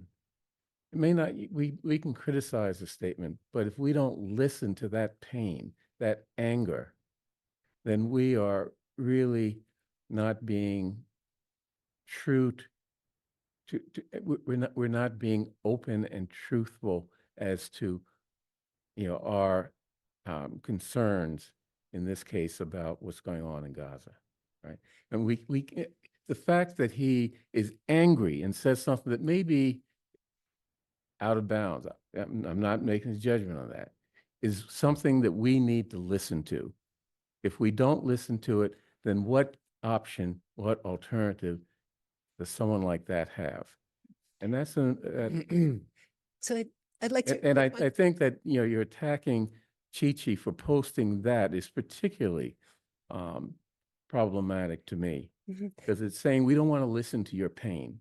Well, so 2 points on that. One is I really respect Chichiwu, and if I had been on the commission, I would have been glad to work with her, actually. But number 2 is that I think you're a little bit misremembering that tweet. What it did was attribute a motivation and intention to the Israelis to purposely kill children because they wanted to hurt the Palestinian future. And that is not true. But that's And in fact, the Israelis, I mean, we don't need to litigate it, but I agree, he had every right to express his pain however he wanted to. But I don't know, does anyone else want to? Well, I do. Well, I are would, you saying that Chi-Chi didn't have a right to post that as an example of the pain and anger that this doctor representing, Palestinians in some way, with hands-on experience of the impact of the war in Gaza, that she didn't have a right to post that as let's listen to someone that we don't normally listen to? Paul or David? yeah, so Bernard, I don't know why you're doing this, but you're turning this into a debate about Israel and Gaza and Chi-Chi, which I think is completely inappropriate. I really do. Well, you started it with the I started? last meeting. Bernard, Well, anyway, go ahead. I just want to say what you're doing, I think is completely inappropriate. And so I'm not going to engage with you on it. The information that Chi-Chi posted, some of it, I told that clearly that I didn't consider it part of my deliberation. The issue that I had the biggest issue with was not about her views on Israel and Palestine. As you said, there's lots of different views about that. My issue was with the fact that she had the tweet about Harvard. Okay. It's very simple. And I said it at the first meeting when we talked about this. If you do something and you're serving a commission, and when it alienates a portion of the community, this is the charge of the commission, to bring people together, not to create division. Okay. When it does that, that third tweet about Harvard had nothing to do with Israel. It had to do with Jews. That's what the tweet was about. It was about Jews. This tweet, she can tweet all she wants back and forth about Israel and whether they're into, the tweet actually says, Israel fears Palestinian children. They represent the Palestinian tomorrow and are therefore a mortal threat to the Zionist project. That is why Israel is intentionally targeting children in its genocidal war. Okay. Now, I'm not Jewish. So I know there's a lot of history here. There are people that are Jewish that read that hear that and say, oh my gosh, right? And then there's some Jewish people that say they don't have a problem with it because they disagree with what Israel's doing. My issue isn't that tweet. I made it very clear. The statement that Chi-Chi made by responding to this guy was about Jews. It wasn't about Israel. And when you say that it's fine, Jews aren't applying, there's plenty of room for Asians, they'll make it up. If it was Black that she said it about, if she said it about transgender, which we're hearing tonight, If she said it about anybody else, there would be a line out the door from the same crowd saying, you can't say that. You can't say that. But because it was said about Jews, it's okay. I have 2 Jewish grandchildren. I would not invite them to live in Brookline the way it's currently going. The anti-Semitism that's taking place is disgusting. It's been around at this table. It's disgusting. Excuse me? It's disgusting. Around this table? Okay. I'm not talking about, no, Wait. No, you hold- cannot. Hold on. Sorry. I'm You're talking to the about chair. me, and I really take I'm, offense. I'm saying that, you know what, Bernard? I said, you went to an inappropriate place. You said it was my fault. I'm responding to you. I think what you're doing is inappropriate. Okay? It's inappropriate, period. She's been voted on. She's no longer renewed on the commission. She can serve until replacements come in. We need 3 seats. She can, if she chooses to serve until that 3rd seat is filled, that's fine. But the board has voted to not renew her on the commission. And she'll remain until we. Yep, I agree with that. She can continue to serve, but Yeah. anybody that comes before this board while I'm on it that presents divisive opinions, In your opinion. in my opinion, divisive, okay? As the community, Carrie has done it as well. She's got some interesting ideas, but I would not support Right. her appointment because she, for whatever she said, has alienated Right. the transgender community, LGBTQ plus I community. just say in a private email. I understand that. I'm that just, was but working through. all the I'm thought. saying is, This is not a dialogue. at this is not a dialogue. He set me, he set me off. So I'm going to Where's finish, my- Bernard. where's my, So I wouldn't support your No, appointment. don't get it. And anybody else that comes here, that for the way this commission is currently charged, if we want to reform it, we can reform it. But the way it's currently charged, the charge of the commission is not to create division. Okay, period, in my view. And I'll be on the board for 4 more months, and then you can reapply that. And what is division is a subjective judgment, and you determined that all the Bernard, things that I've said are not only divisive, but you've also accused me of anti. no, that's not what I said. You misinterpreted what I said, okay? Oh, That's maybe I heard it wrong. maybe you heard it wrong. I'm not accusing you of anti-Semitism. I'm saying that anti-Semitism is rampant in Brookline, okay? And it was rampant in Australia. They didn't address it, and look at where it went. And hatred is rampant. in Right, this and so is country, racism. in It's this the world, same stuff. right? It's It's all the same stuff, stuff. Bernard. And I think you're trying to isolate it as a single thing. I'm not. Okay. I'm not. I'm sorry. Well, Don't, look, don't tell me Dave- what my Da- intent is. David's gonna, I'm going to echo Paul's sentiment, but in a very calm manner. Yeah, Paul, well, really- he pissed me off, sorry. I very much appreciate and thank you for your impassioned defense of the Jewish people, and also your acknowledgement that there's diversity among Jews. So we heard some Jews speak tonight that they have certain opinions and there's not one monolithic Jewish community. And I respect that and I understand that. But Bernard, to deny that there are Jews who feel that that certain I'm not conduct denying that has at been all. divisive, of course there's been division. And the very facts that we have division on anything, whether it's about statements for Jews, statements on transsexuals, statements on any group. The commission has went through a period where, you know, where social media was used to call the select board a racist organization, because there was a disagreement on, you know, in that case, complaints made by a couple of police officers. You know, we've been through this many times. No, anyway, go ahead. No, I was just going to say that a lot of this has become very personal. It's become personal against Chi-Chi Wu. It's become personal against a lot of individuals. And I really wish we could dial it down and focus on the main issue here, which is that a diversity and inclusion commission should be about inclusion and about being welcoming. And anytime you have a situation where people feel that they are being excluded and they are being hurt, to not acknowledge that hurt and to not try to have a board that is comprised of individuals who are committed to boosting all communities, I think is a disservice to the commission and it's a disservice to the town. And that's all this is about. It's not personal to any one individual. And as we said when we initially discussed this, all 5 of us talked about how we appreciate Chi-Chi Wu's contributions to Baffin, to the community, and in many respects. But when we are talking about a board that's focused on diversity, equity, inclusion, justice, etc., it's important for the membership to be welcoming of all people, to embrace all people, and to not create almost a zero-sum type game between groups. That's not something that that I know that you certainly don't endorse that. I don't endorse that. Jews happen to be the group that are the example in this situation, but I would have voted the exact same way if the statement had been directed toward Blacks, toward Asians, toward homosexuals, toward any group.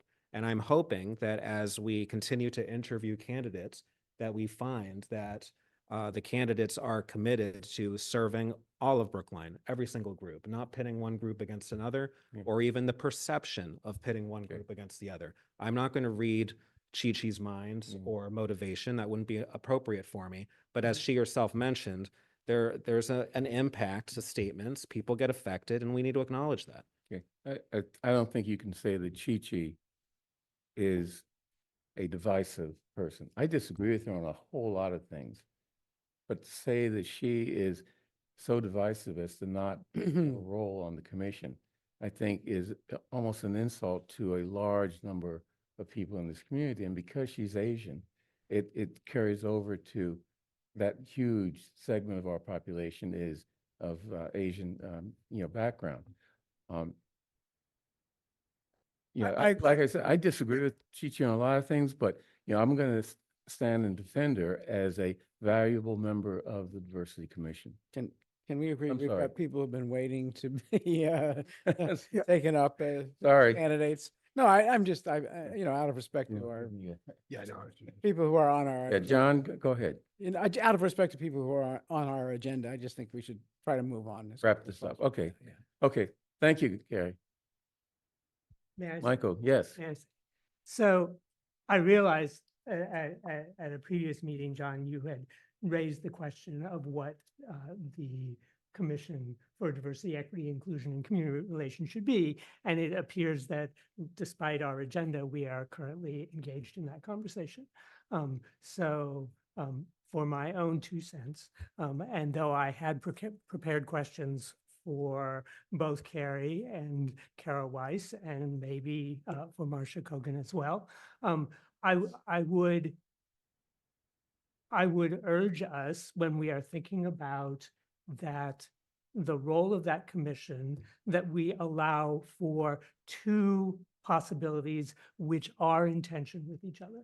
One is to have representation of views and allow that those views may not be universally held, as well as the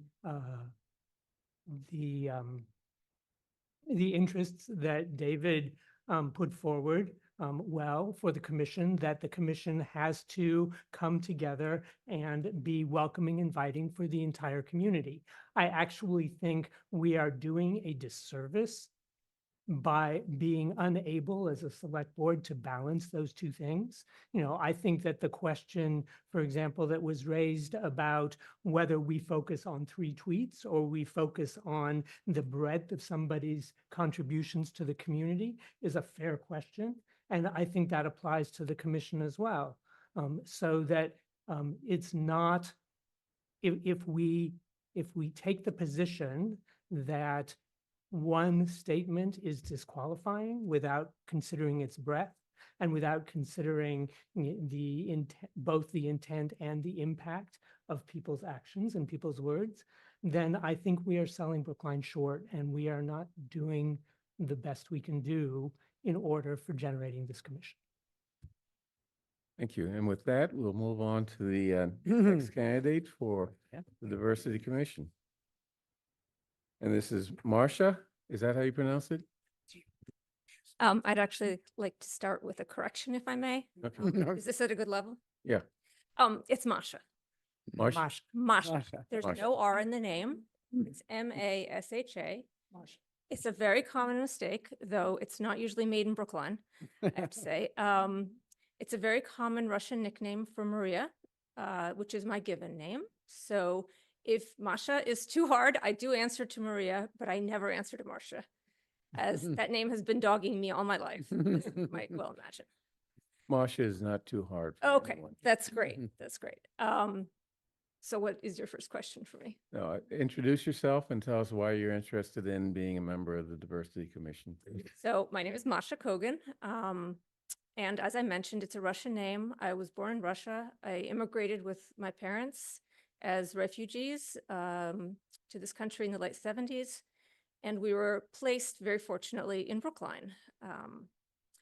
And I grew up here, going to what was called Devotion up until 6th grade. And we found here a very welcoming, very open and inclusive community that was, even at that time, fairly diverse. I went to school with a large number of fellow Russian immigrants, Israelis, large numbers of Chinese. And we did very well here.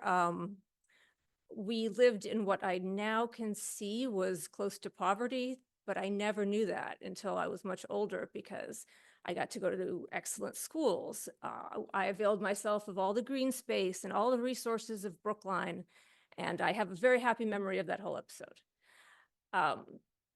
Then we moved to New York for my father's job, where I attended a public high school that was majority non-white. It was largely East Asian, actually, and almost exclusively immigrants, children of immigrants like me, and also themselves recent immigrants. And interestingly, I found that despite the enormous diversity of our student body, we as children of immigrants actually had a lot more in common than with children who were perhaps shared our backgrounds ethnically, but were not also immigrants, in that we all had a foot in each world. We were Americans in our households. For example, my parents often called me the American. When they had a question about how to say something in English, they'd say, let's ask the American. Or help with writing a cover letter, checking over their documents. They'd be like, we can go to the American. But out in the world with American friends, I was the Russian. I was called upon to explain the strange ways of Russians, like why they were always so grumpy and never smiled. And this was true with all my classmates in high school. The Chinese, the Koreans, South Asians, we all suffered from, maybe I shouldn't say suffered. We all had a similar problem, which was we were Americans growing up with people who very definitely weren't. And that was sometimes a tension that had to be bridged with, why did our parents not act like the parents on TV? Why did they have to be so old world and just not like conforming to the America that we saw? And we all had to walk that boundary between immigrant and not immigrant. And I think that positions me well to serve on this commission, because I think there is a lot of misunderstanding that can happen between immigrants and the wider community. So that's why I want to serve. Great, thank you. Any questions? Paul. Thank you. Could you just give an idea or two? First, have you attended any of the meetings?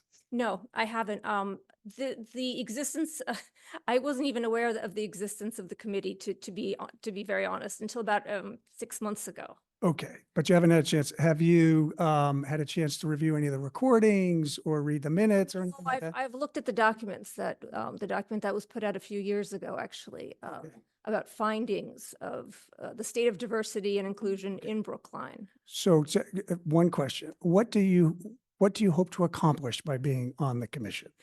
I think the first thing would actually be to lead by example. I've been a little surprised by the tenor of the discussion tonight, actually, the extremely high emotions. I think that the first job of the commission is, I agree with you, it's to be inclusive and to lead by the example that it sets, and to foster dialogue. I would also like to see a reduction in just the tone and the heat with which we conduct these discussions. And I want to agree with Carrie about viewpoint diversity. I think there's not been enough of it. And I think that there's actually an intolerance of it. I heard earlier a commentator say that our applications should be disqualified because we didn't mention every protected class. I mean, some of these documents have become almost like a roll call of like, let's list every protected class. We can't exclude everybody. Like, it's going to be racist if we exclude somebody. It's going to be bigoted. But I think that's just like formulaic. It's just like paying lip service. Real inclusion is inclusion where everyone feels safe to speak his or her mind and doesn't worry about, oh, did I miss the trans community? Did I miss this community? Did I leave someone out of my roll call? Like, that's not diversity to me. That's lip service. Thank you. Yeah. Michael? I have two questions. The first is, how do you incorporate a person's intent and a person's impact when judging their words and their actions? Can you be more specific about incorporate? I'm not totally clear on. Incorporate in judging their words and actions? As you experience people's words and actions, how do you incorporate your perception of their intent and a perception of their impact? Well, I think both have to come into it, actually. Of course, the intent is important because it's what a person obviously meant to say. The impact also has to be considered in that a thoughtful person will not just write something being like, oh, I'm well-meaning, so everyone will get it.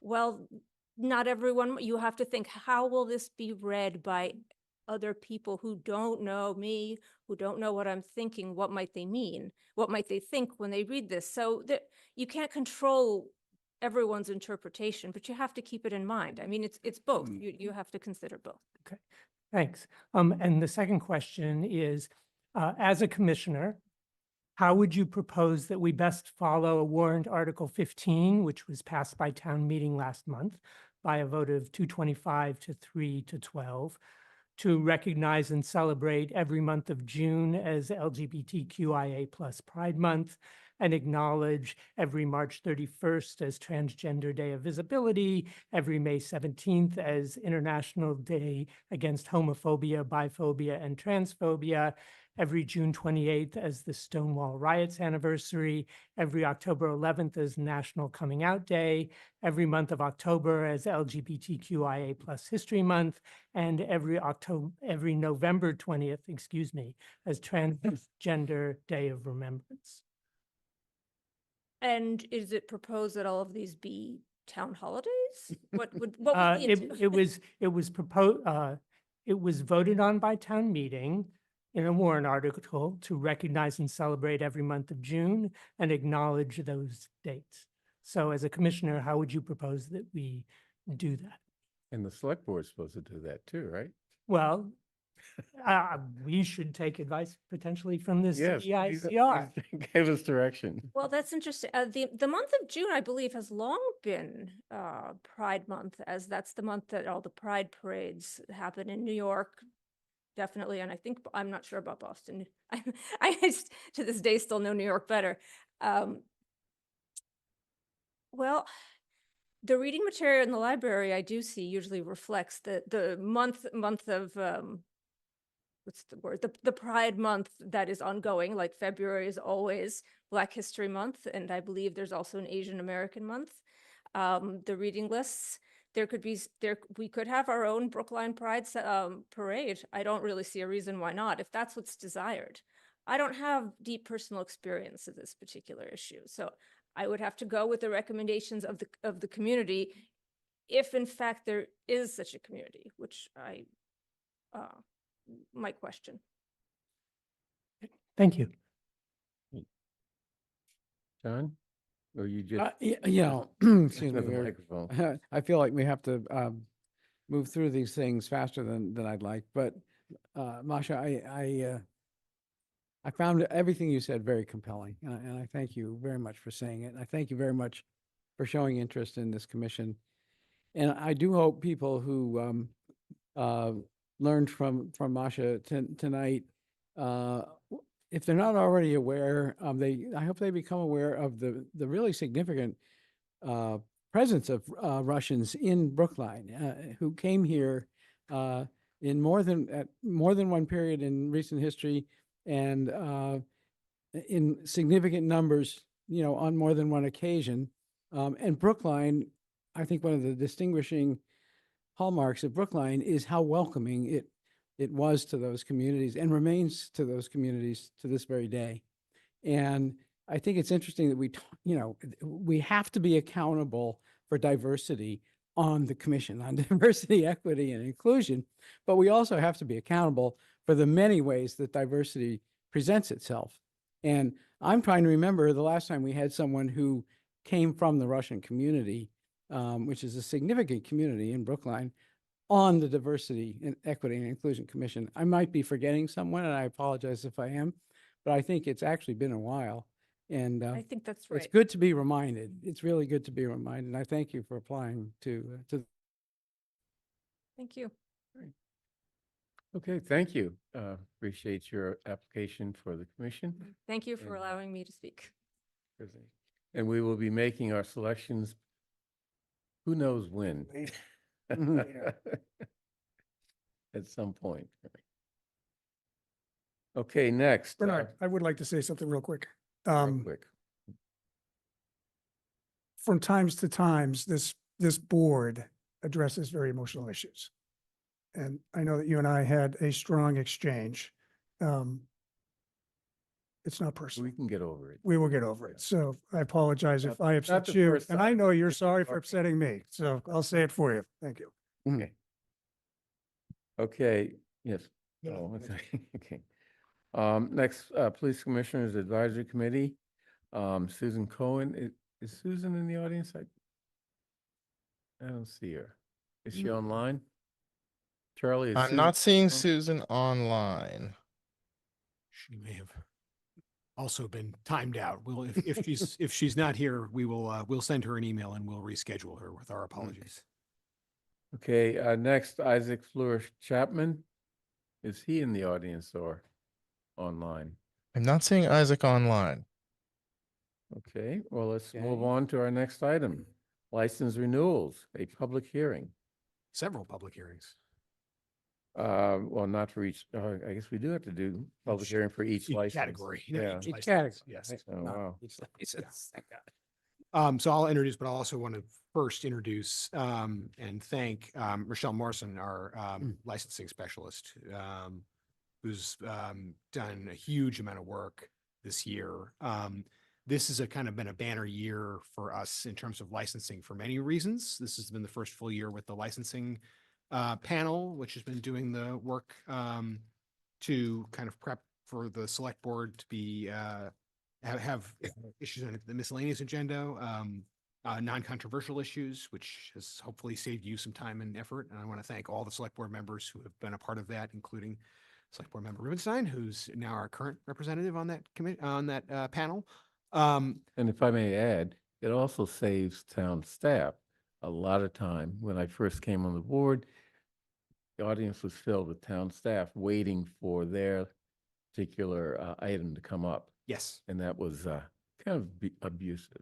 Well, it was, but I think you as the select board really did a service to the community for realizing that efficiency. So thank you. But I do want to thank Rochelle and the IT team. This is the first year that we have moved off of paper applications entirely. We have previously done a hybrid of paper and online. We have heard complaints in the business community about how hard it is to do things in one way and then the other. We have heard concerns, just about paperwork coming in and then, figuring out how to get everything together for all the departments to be approved. Tiffany Oliva, our previous assistant town administrator for operations, actually brought in a team from the Kennedy School, not the same team that did the expenditures and revenues, but a different group, a different class. We've been making friends over there. To talk a bit about how to make this process more efficient. The good news is it is getting more efficient. We are getting more positive responses. The issue here tonight is that means for folks that have historically submitted in paper, there are more licenses than usual that are not complete. Because licenses are resubmitted and recertified annually, our recommendation for those licenses, with the exception of one of them, is that you reapprove them conditionally, pending final approval on or before January 13th.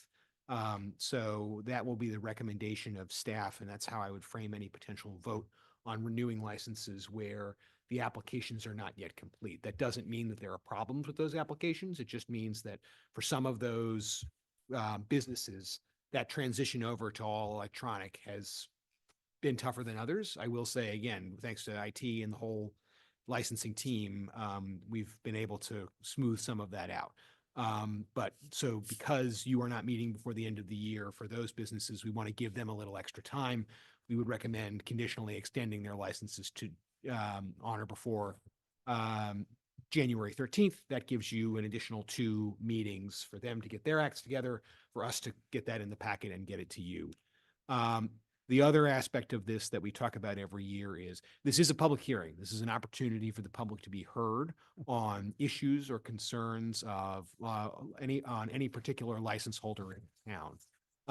But what we want to be clear on is what happens when those concerns are raised. Sometimes people come to this hearing and they say, hey, I really don't like X business. I would like you to take their license away. And that is fine. You are allowed to say that. You are allowed to say, hey, I had a bad experience with this business. I don't think this business is safe, et cetera, et cetera. All of those things are part of a public hearing process. What the board can't do is the board can't take that information and say, okay, we're not renewing the license today, license denied. Because in order for that to happen, there has to be process, right? There has to be a hearing, there has to be an opportunity for the business to come in and say, no, that's not what happened, or yes, it's what happened, but we fixed it, or what have you. And oftentimes there are steps that the board can take short of taking a license away, particularly if it's a first offense or if it's something they've corrected, that they can then handle on that front. So I want to temper people's expectations. This is not an opportunity to say, I don't like this business and you should take their license away. Take it back. It is an opportunity for you to provide feedback, and we welcome that feedback. However, it's not at this juncture. What's not going to happen is that license is going to go away. We take those comments very seriously, and we will refer any comments we receive about a complaint or an issue to the relevant town department to make sure that that's followed up on. And if there's a need for a public hearing or discipline as a result of that, then that's what will happen. But it takes a little time. So this renewal process doesn't mean that your complaint is just forgotten about. It means that it just takes a little time for that to happen. And in the interim, we cannot suspend or revoke that license. So we renew it, but the board has the ability to impose discipline at any time. And so that will come back if the department it's referred to determines that there needs to be a hearing on the subject. That will come back. I will say that in this specific instance, all the departments involved in this have been conducting their annual reviews to receive complaints, issues, and concerns. All of the businesses in question have been recommended for approval by all the relevant departments whose applications are complete, with the exception of one, and I will talk about that business. That business is going to follow the same process that we just laid out. We can't take the license away, but rather than approving the license going forward, I would request that you approve that conditionally pending a hearing on whether or not that license should be renewed permanently. Because in that instance, we have a recommendation from the fire department that needs to be followed up on. And so we will recommend in that instance. But when we get to that class of licenses, I can tell you about that specific concern. How this meeting works, you can see in your packet there are two items for the traditional license categories, and then there's a separate item in there for cannabis retailers. On the license renewals, there's a question of approving certain categories of license. So we can I will go through that and identify in these instances. So there's a big list of every licensee that you have in town. And then there is a accompanying list from Rochelle indicating which businesses are not yet current in terms of their submissions. I have an updated list there actually, which is not in your packet, but I will update you on the individual businesses because even up till this afternoon, businesses were getting their paperwork in. The renewal, so the long list for your packet talks about all the license types here. So, but the renewal cover package here will go through in terms of the number of businesses in question. And we would start in that, I'll start in the order that they were placed in the packet, which is for second-hand motor vehicles, class 1 and class 2. But before I move through that, are there any questions from members of the board or concerns about how this process works? No. You can open and close a hearing on each class? Is Yes. that- Okay, Yes. okay. Okay, so you're gonna introduce them? Yep. We'll So- discuss anything? Yep. And then open a hearing. So yeah, so again, there's a list of all of the licensees in the packet. You can see it's the renewals, it's called renewals list for packet in the agenda. Mm. And then there's the 25, 26 renewals cover. And that has a couple of updates, which I will read into the record based on what's come in over Monday and Tuesday. So for secondhand motor vehicles, there are no outstanding issues. So all of those licensees that are listed in the packet are up for renewal. This is a public hearing. Members of the public wish to be heard on any of the secondhand motor vehicle retailers in the community. Would you please raise your hand if you're in the room or use the hand raise feature? Okay, I have to open the hearing. Oh, I'm sorry, you. Okay. Hearing is hereby open. Charlie, is there anyone online who's raising their hand? This is a public hearing. Folks online and can use the hand raise feature to let us know that they'd like to make a comment at this time. There are 24 people online and no one is raising their hand to speak. Okay. Yes. Yes, sir. Can you come up to the microphone, please? Sorry. Oh my God, somebody's like- Evening, everybody. Speak right into the microphone. You can hear you. Is this good? Yep. Excellent. Raul Miller with Diesel Cannabis, just wondering about our renewal status or licensing status. Your application is complete and the police department has recommended you for approval. Excellent. You're last on the list of unlicensed issues though. So there will be a public hearing if members of the public want to be heard on their application. They'll have that opportunity, but the police department has recommended you for approval. Stellar. Thank you. And thank you for sitting through a long, long Yeah. meeting. Yeah. Good luck. Have more fun than that. All right. Do we have anyone on, so no one, we have Okay. no one on secondhand. Yeah, okay, I'll close the hearing and go on to the next, So I think one. you could take a vote on renewing all those. Oh, I'm on sorry, okay. Secondhand motor vehicles, class 1 and class 2. move approval of the renewal of secondhand motor vehicles, class 1 and class 2. All in favor, John Van Scoyac, Aye. Paul Warren, Aye. David Perlman, Aye. Michael Robinson, Aye. and Chair votes aye. Can I ask a quick question just from a process? So Chess, I have the document you said to open. Yes. It's a long list. It has record types, alcohol licenses, common vic. Am I looking at the right thing? Yep. So that's the list of all the licenses. Okay. And so you can see class 1 and class 2 licenses. It looks like we have no class 1 license. It wasn't. Mine quickly goes to alcohol licenses. Keep going. It's. It's long. Okay. Sorry.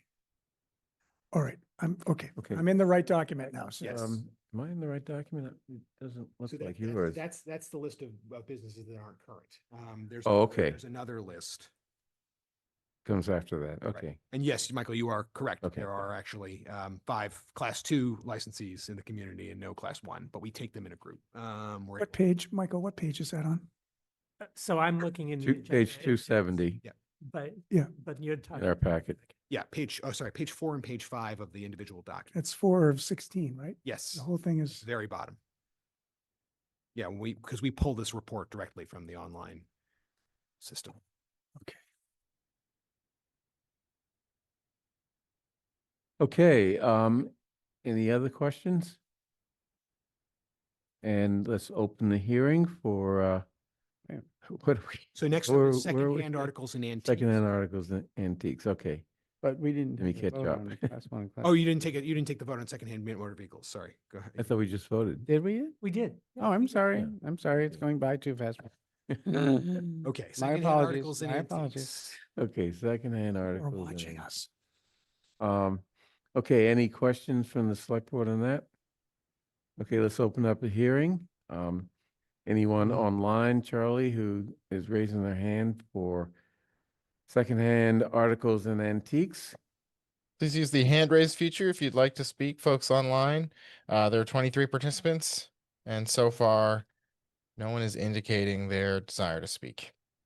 Okay, I'll close the hearing and call for a vote. All in favor of approving the secondhand license, secondhand articles and antiques? I would just say that there's one, on these, there are three applications that have not submitted. They are Village Vinyl, Zone Design, and GameStop. Okay. And they need to be, so those would be conditional to January 13th. Okay, so I move approval of the secondhand items and antiques with the three that Chaz mentioned as being conditional approvals until January, to say 16. Yes, Michael. Michael? I'm sorry, I have a question. There's a list that says general business license that has secondhand. Is that the list we're looking at? It seems to include Brookline Booksmith, includes Sensi's Canteen, which is a mobile food truck for some reason. I'm pulling that up now. Buffalo Exchange, Buffalo Ex- GameStop, Yep. Zone Design. Yep. But why does it include a mobile food truck? Hi, my name is Rochelle Morrison. I am the licensing specialist in the select board's office. The mobile food truck does not have it's generalized under a general business. So there's not a particular license for that. So in our system, um it pulls as a general business. So they are part of the second hand. However, um our our IT team is working on trying to adjust that particular license to move it to a mobile food truck, which gets renewed in the summertime. So yeah, we're not renewing that currently. The general business licenses that we're renewing are just for antiques and secondhand stores. Okay. Okay, so we had our hearing, we closed the hearing, calling for a vote. All in favor of these licenses, please indicate by saying aye. John Van Scoyac? Aye. Paul Warren? Aye. David Perlman? Aye. Michael Rubenstein? Aye. Chair votes aye. What's next? In holders. In holders. This is not lodging houses. These are in holders. Two applications have not yet completed their renewals, and so their approvals would be conditioned until January 13th. That's Homewood Suites and Hilton Garden Inn. The others are all current. I have a question. Sure. Is the AC Marriott that has rooms in Brookline not have a license from Brookline? Rochelle, do you know the answer to that?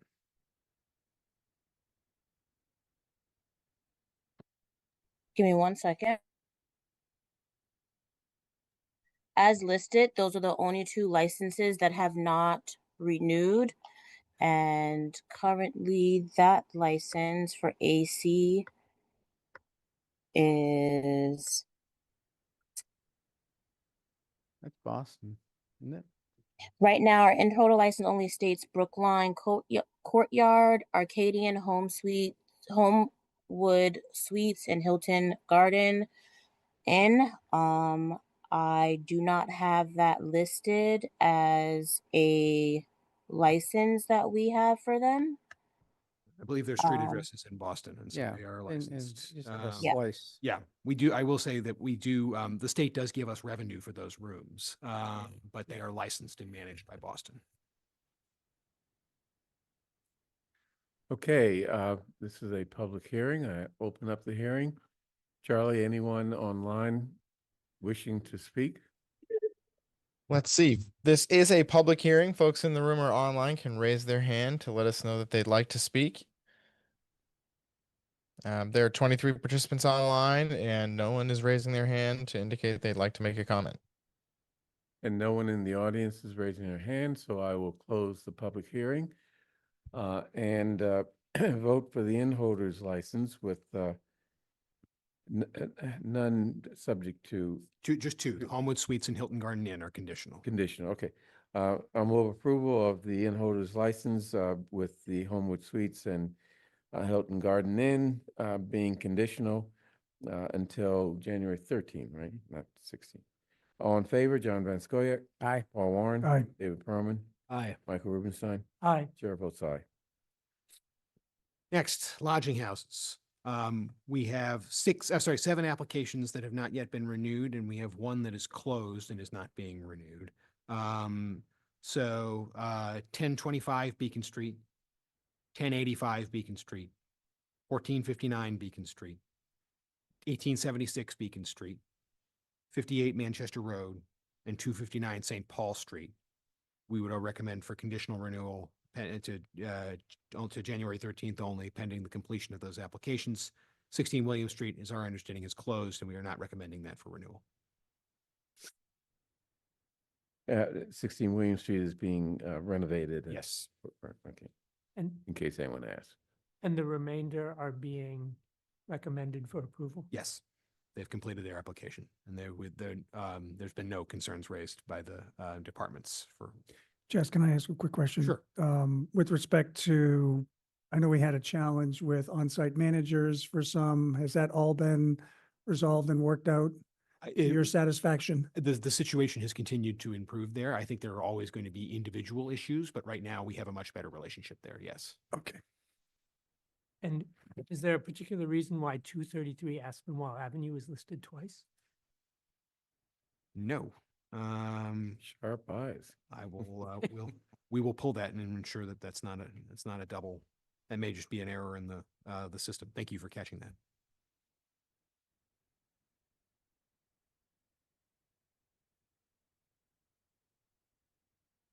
All right. By the way, my eyes aren't sharp, but we have 89 Marion Street and 89 Marion Street LLC. Mhm. Is that?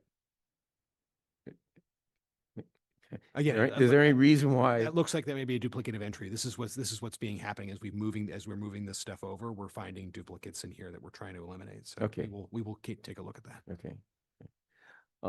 Okay, this is a public hearing. We'll open the public hearing. Charlie, is anyone online that would like to speak? Okay, this is a public hearing. Folks can use the hand raise feature to let us know that they'd like to speak. And there are 22 people online. No one is indicating their desire to make a comment. And I see no hands raised in the audience, so I will close the hearing. And unless anyone has questions, I would call for a vote. All in favor of the lodging house license with the 7 identified by the town administrator as being conditional until January 13. Please indicate by saying aye. John Van Scoyac. Aye. Paul Warren. Aye. David Perlman. Aye. Michael Rubenstein. Aye. Chair votes aye. Okay. Next, alcohol licenses. We have 17 that we're working on renewals for. There were 18 in your initial packet, but BAB Korean Bistro came into compliance this week. And so there are 17 remaining, which we would recommend for conditional renewal, which is that list minus BAB Korean Bistro. And again, with all of these businesses, we are following up with them, and we should have full compliance by the 13th. Okay, I'm sorry. How many are not in compliance yet? 17. 17. Okay. Okay. This is a public hearing. I'll open up the public hearing. Charlie, tell us if there's anyone online. Sure thing. This is a public hearing. Folks online, please use the hand raise feature if you'd like to speak at this time.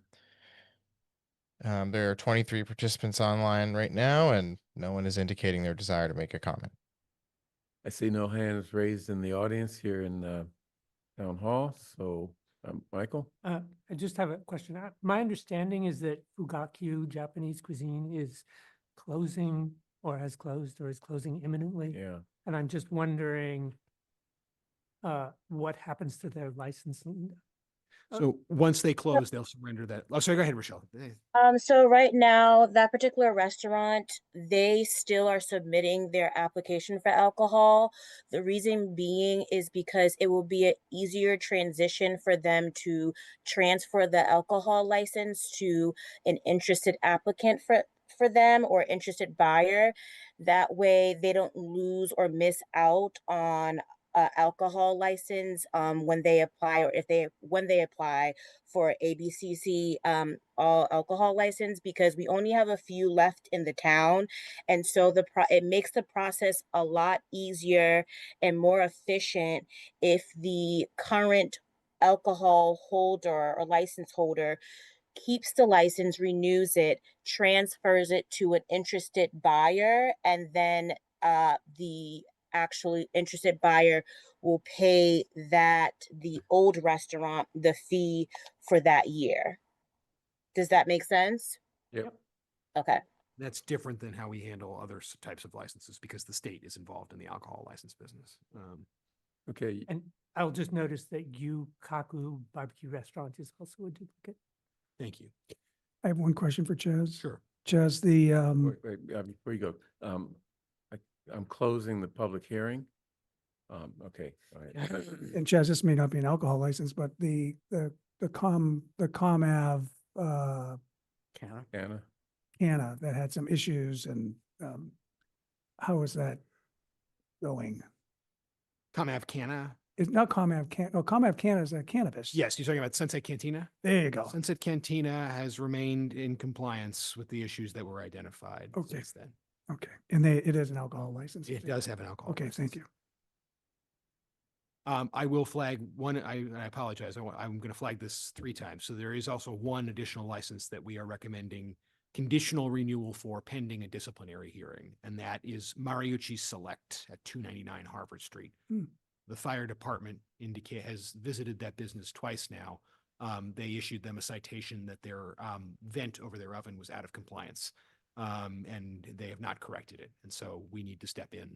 And so we're going to recommend conditional approval to the same date, which is January 13th, and we're going to bring them in for a hearing in the new year with your approval. Okay. Okay, so the hearing is closed, and I'd like to call for a vote on the liquor licenses. With 18 licenses being conditional until January 13.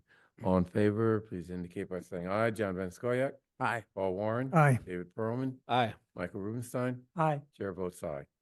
Okay, All right, next, common victualler, entertainment and outdoor dining. This is a large list of businesses that have not renewed yet. However, I will say that this is our largest category, and we are continuing to see movement on this. There were 42 as of last week that had not renewed. It's down to 38 since that list was last published.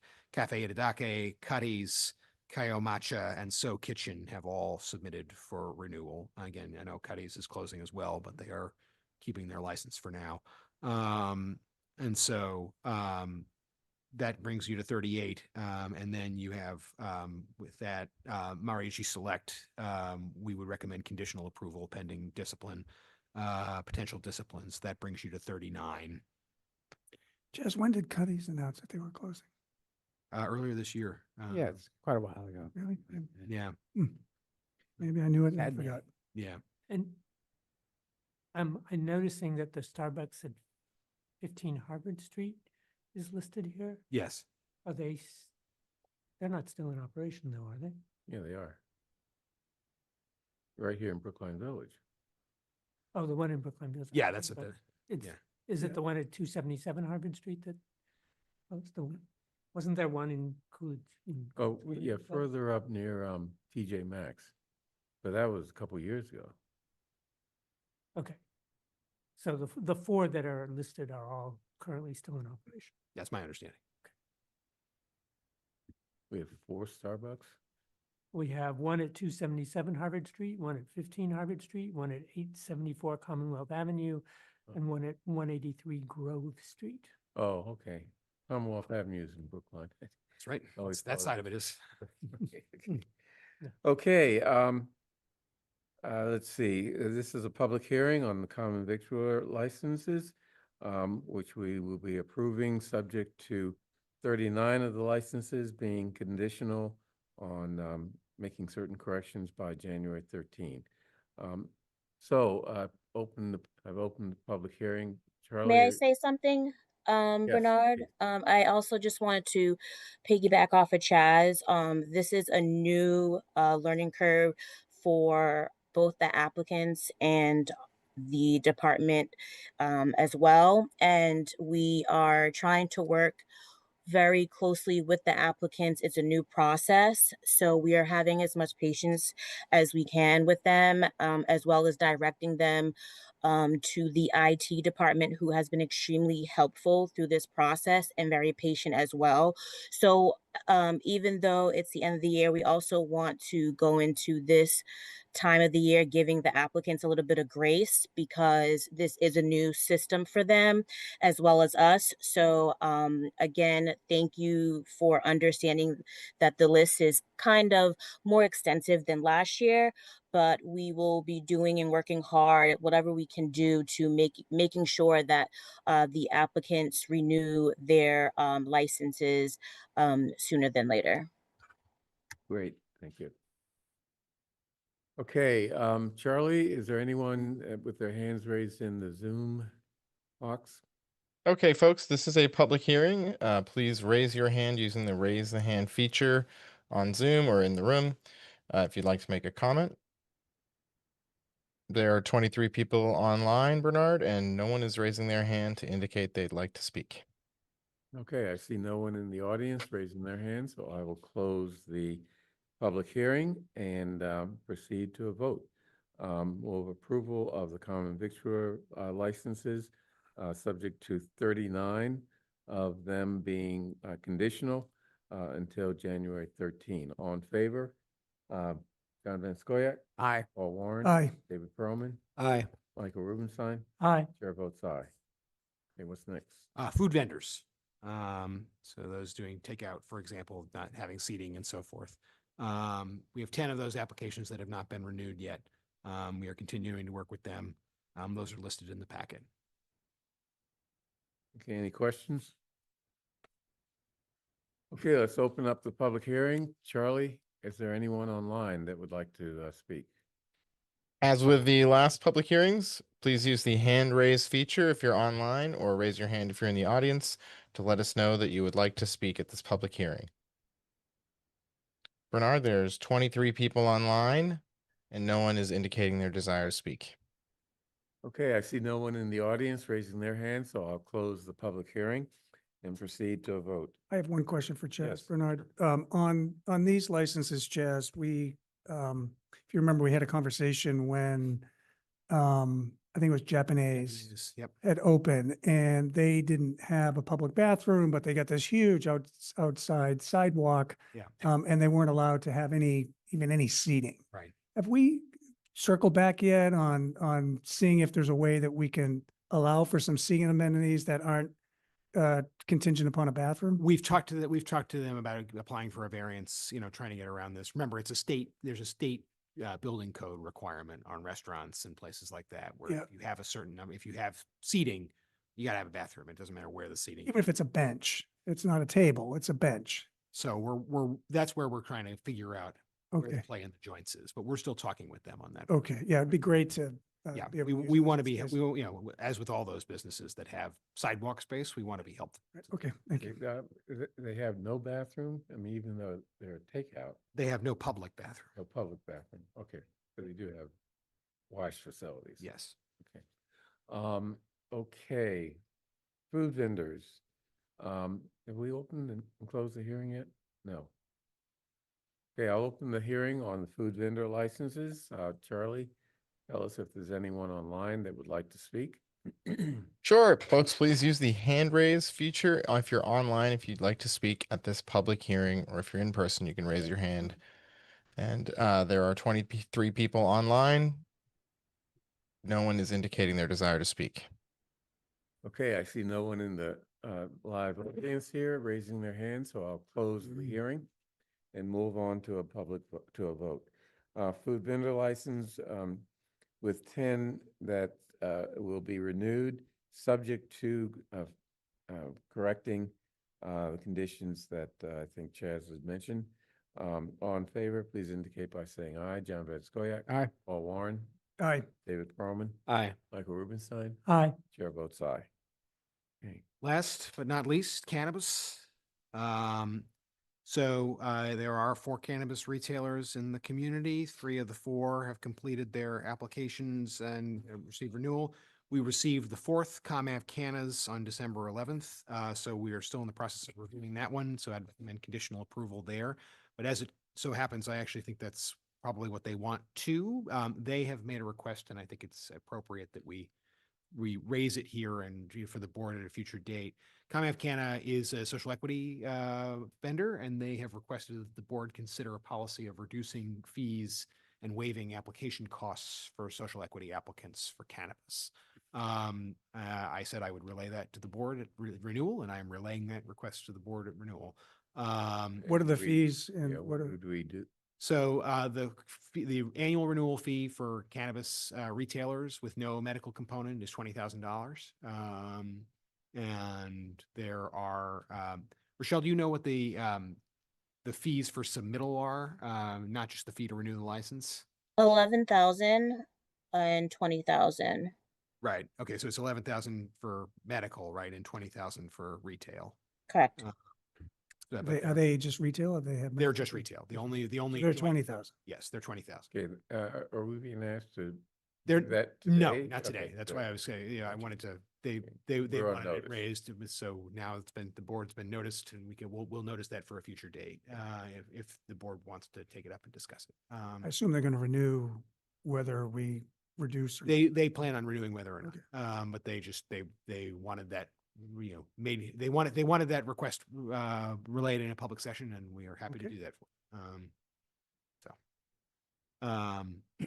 So their renewal would be conditional to the 13th. The other 3 vendors have all been approved by the police department.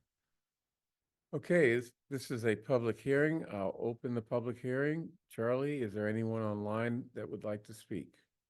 This is a public hearing. If you'd like to speak, please use the hand raise feature if you're online to let us know that you would like to speak.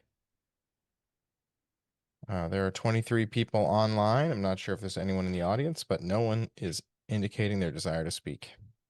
Well, Charlie, I can tell you that we have 4 people in the audience and no one is raising their hand. So I will close the hearing and proceed to a vote. I Yes. one question.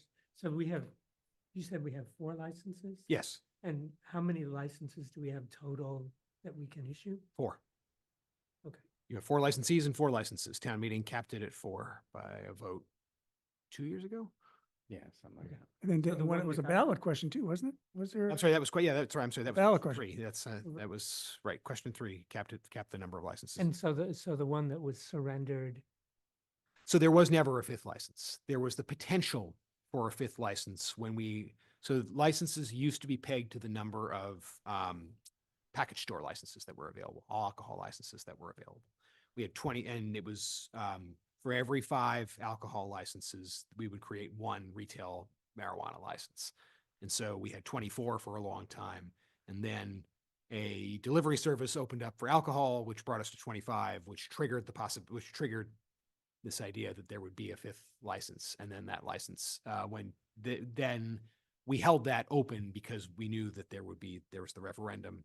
We did not accept applicants for it. And then town meeting eliminated, or sorry, not town meeting, the voters eliminated it. And so we are capped at 4. so which is the license that is in the process of being surrendered or was surrendered? Sorry. Diesel. Yeah. So, sorry. That one went to Diesel. Right. Yeah. Got it. Thank you. Okay, I opened and closed the hearing, right? Yes. Okay, Mhm. so let's vote.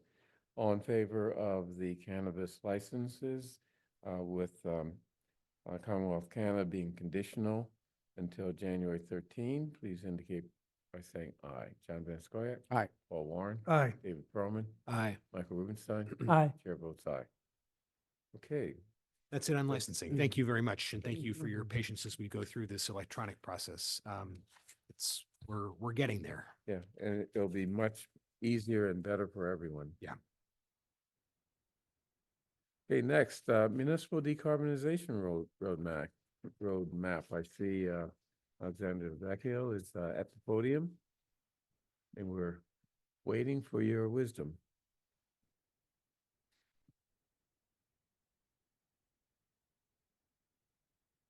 All right. Good evening, everyone. I'm Alexandra Vecchio, Director of Sustainability and Natural Resources. And this evening, I also have our Deputy Director of Sustainability, Shelley Dean, with us. Shelley is joining me for this presentation, joined our staff about 7 months ago and jumped right in on some of this work around the Climate Leaders Program. So excited to have her on our team and have her with us this evening. So tonight we are talking about the Climate Leader Communities Program, and for us to be able to apply for that program, there's an application deadline of December 31st of this year, and that requires that we meet different requirements, and two of those include that the town adopts a zero-emission vehicle first policy, as well as a municipal decarbonization roadmap, and so those are the two items we're here to speak to you about tonight. So, One second. yes, please. Any way to get the, Yep. Give me 1 second. Oh, you know what? That might be, Yeah, what? hold on. the transcription is blocking her. Oh, Sorry, John. shoot. I think that, oh, no, maybe not. Charlie, is that you, Charlie? Are you broadcasting on the big screen here? Can you I'm move- sharing mine, so let me, Yeah, it was Alexandra sharing her screen. Oh, okay. let me, let me.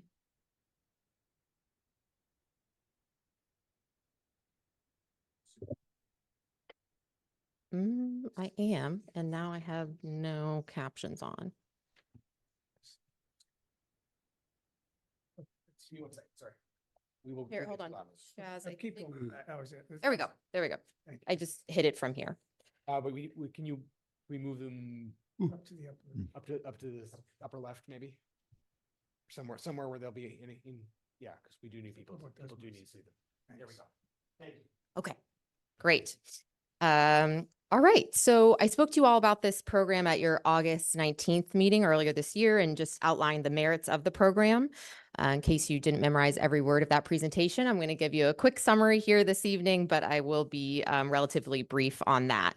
So this is a state-run program, and it builds upon another state program, which is called the Green Communities Program. Brookline's participated in that and been a certified green community for many years now.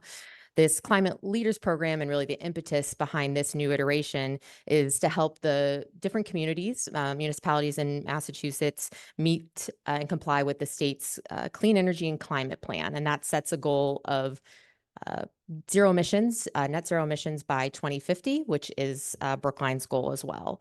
So thus far, we've had 28 communities that have been designated these climate leaders communities. Some of our neighbors in that include municipalities like Cambridge, Lexington, Watertown, and many others.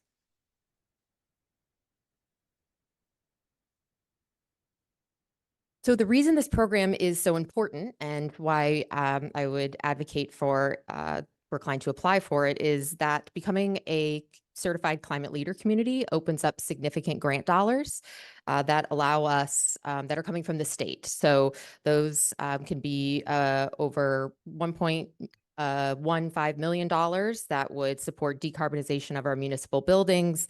That's everything from energy efficiency improvements to actually installing renewable energy on site. So for example, the solar project that we talked about at Driscoll School is something that would be eligible for this program in the future. So to apply for this program, Brookline has to meet 6 requirements. When I was here in August, I mentioned that we already had completed 4 and 2 were in process. And so those 2 are what we're here to talk about this evening. One is to adopt a zero emission vehicle first policy, and the other to develop a municipal decarbonization roadmap. So I'll start with the zero emission vehicle first policy. So it requires, the program requires that this policy be in place, which essentially prioritizes the acquisition of zero emission vehicles over those powered by fossil fuels for internal combustion engines. Where feasible, there are exemptions to that policy. The policy was included in your packet, but emergency response vehicles, so those used for police or fire response, as well as those used for snow emergency response, would be exempt from this policy. There are some other exemptions as well, anything that's not an off-road vehicle, for example, and motorcycles, things like that. But this policy has been thoroughly reviewed with all the different department heads. Obviously, it has impacts on everyone.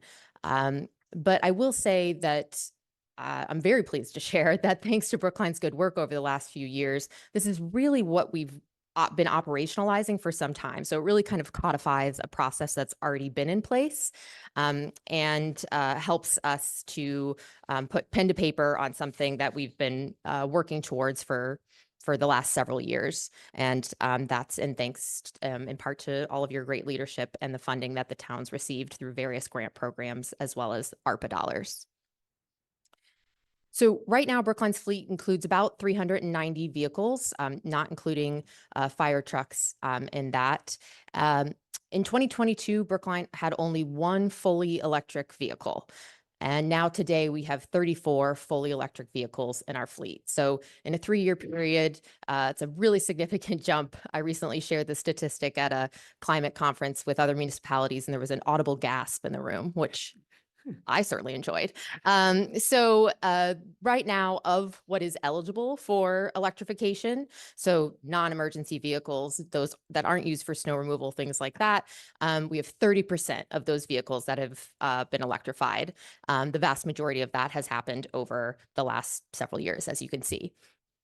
We also have hybrid vehicles in the fleet. So while I'm talking a lot about fully electric vehicles, the policy as drafted does have a hierarchy in it that basically tells us we first try to prioritize the purchase of a fully electric vehicle. If that isn't feasible for our operations, for our budget, then we would look at a hybrid electric vehicle and continue down the hierarchy as appropriate.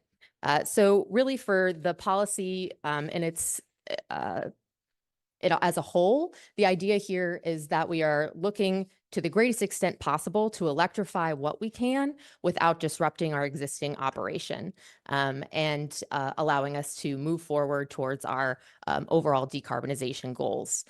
With that in mind, I will move on to our municipal decarbonization roadmap. This also included in your packet really focuses on our buildings in particular, and I'll turn it over to Shelley to come up and share about the decarbonization roadmap.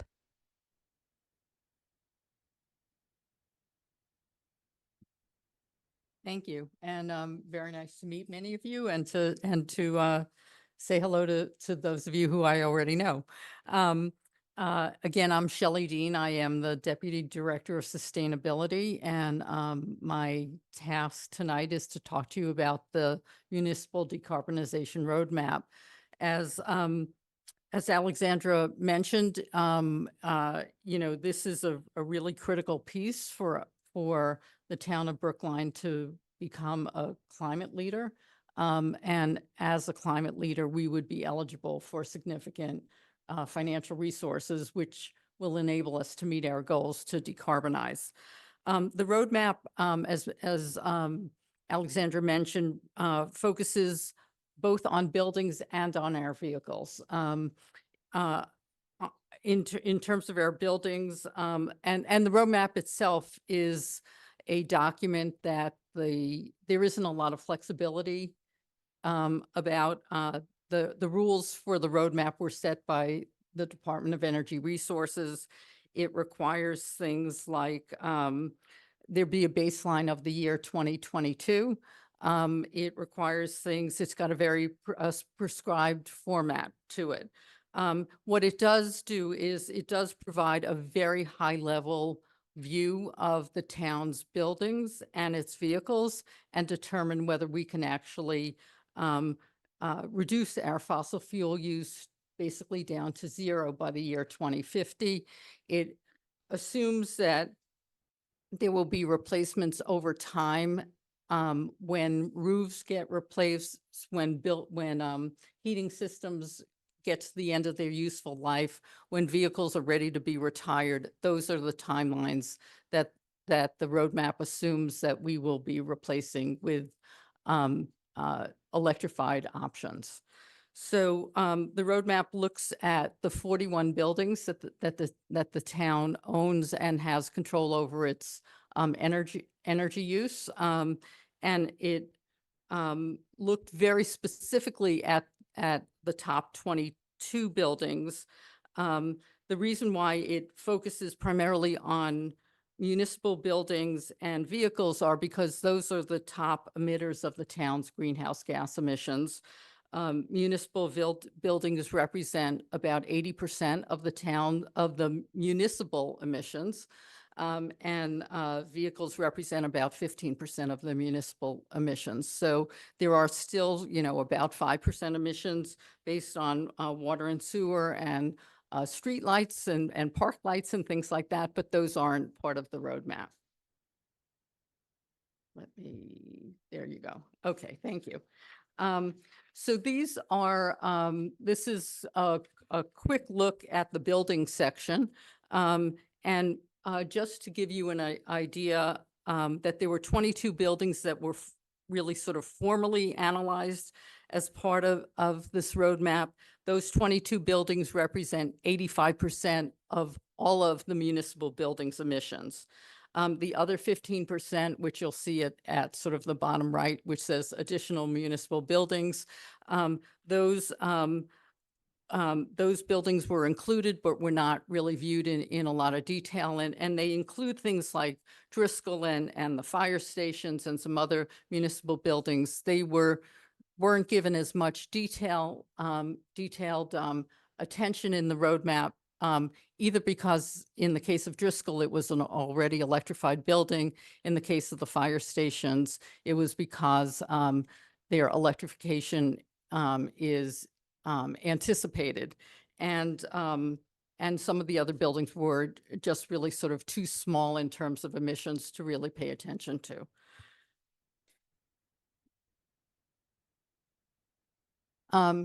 And in terms of the findings were really that, again, we start with the year of 2022, which is 3 years ago. We've made good progress on many of these accounts, but if you look at the specific lines, and again, based on the natural order of when things would naturally be retired or replaced, the expectation is that by year 2050, we would have eliminated on-site fossil fuels. We would have replaced all of the municipal light-duty vehicles. We will have reduced all of the heavy-duty vehicles that the town has, and we would have reduced our overall emissions by about 97%. Again, it looks like there's by 2027 that we've got a lot to do, but I want to remind you that we've actually already made some progress in that. For example, we've removed, fossil fuels at Driscoll. We're underway in terms of removing fossil fuels at Pierce, and the fire stations as well. Fire station number 4 is under construction. Fire station number 1 is, my understanding, is soon to follow. So, and as Alexandra mentioned, we've already made good progress in terms of our light-duty vehicle adoption in terms of electrification. And we've even made some progress in terms of heavy-duty vehicles. So,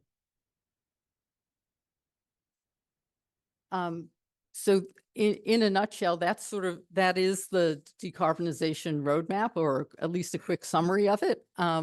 What we are asking now, and we respectfully request this, is that the select board consider voting to approve and adopt the municipal decarbonization roadmap and the fleet management, electrification, and vehicle replacement policy. Assuming that happens, we expect to go to the school committee and ask them as well later this week to do the same, to adopt the roadmap and the vehicle policy.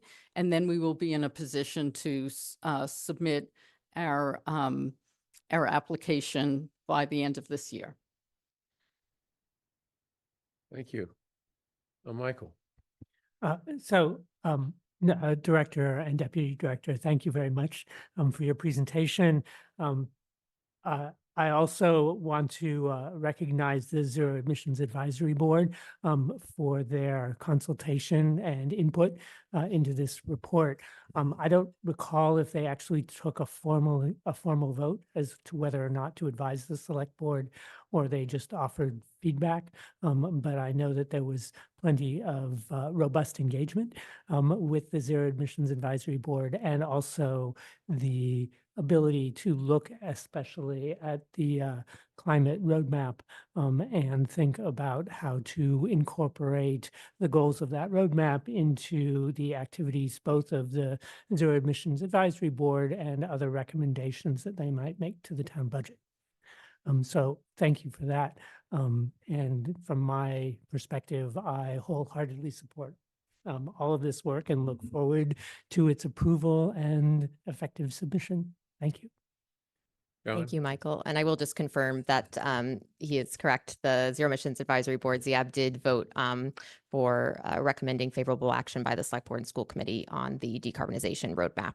And we had a couple meetings of discussion and review on that, which Selectman Rubinstein was a part of. So thank you. Mike, John. I had a question about police department vehicles.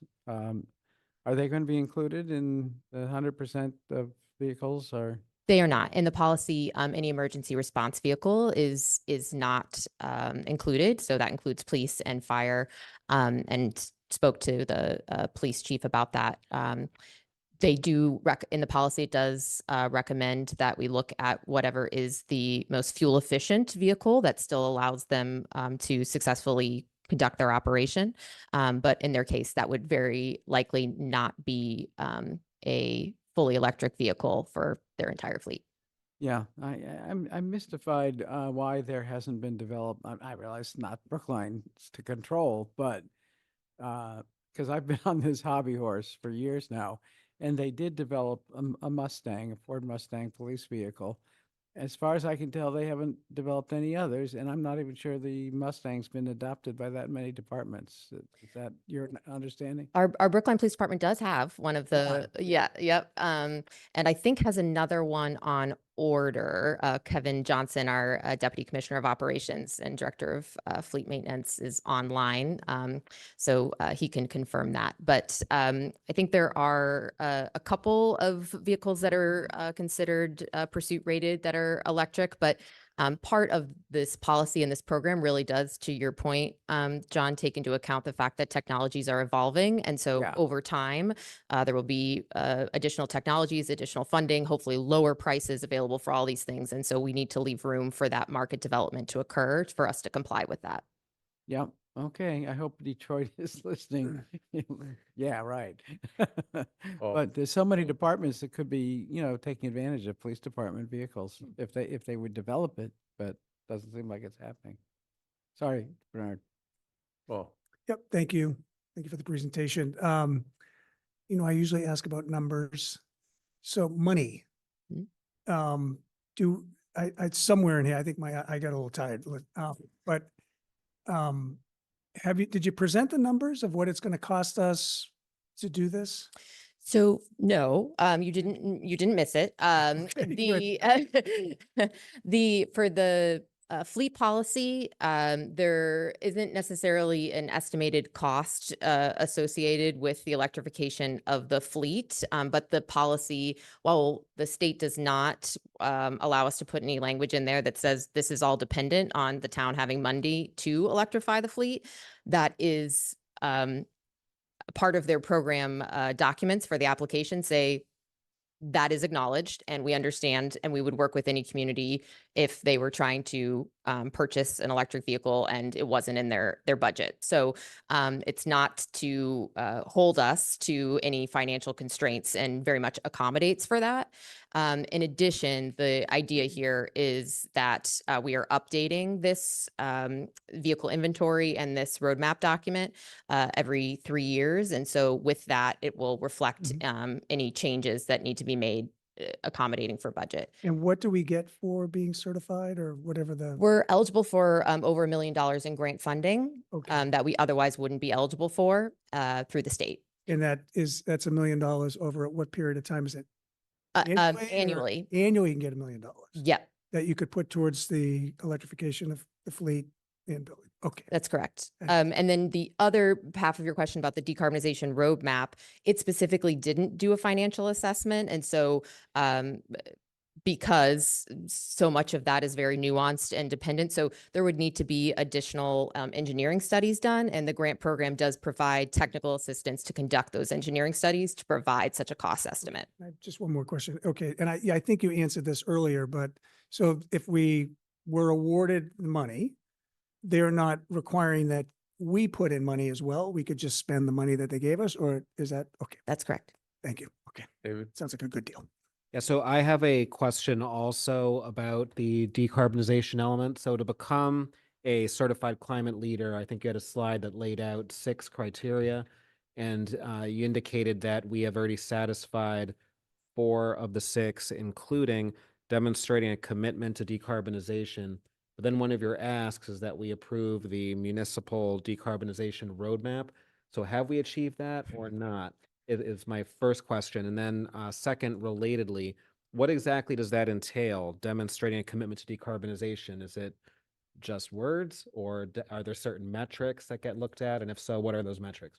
Sure. Good question. So those are 2 distinct things. The commitment is that the town meeting has voted to a net zero goal.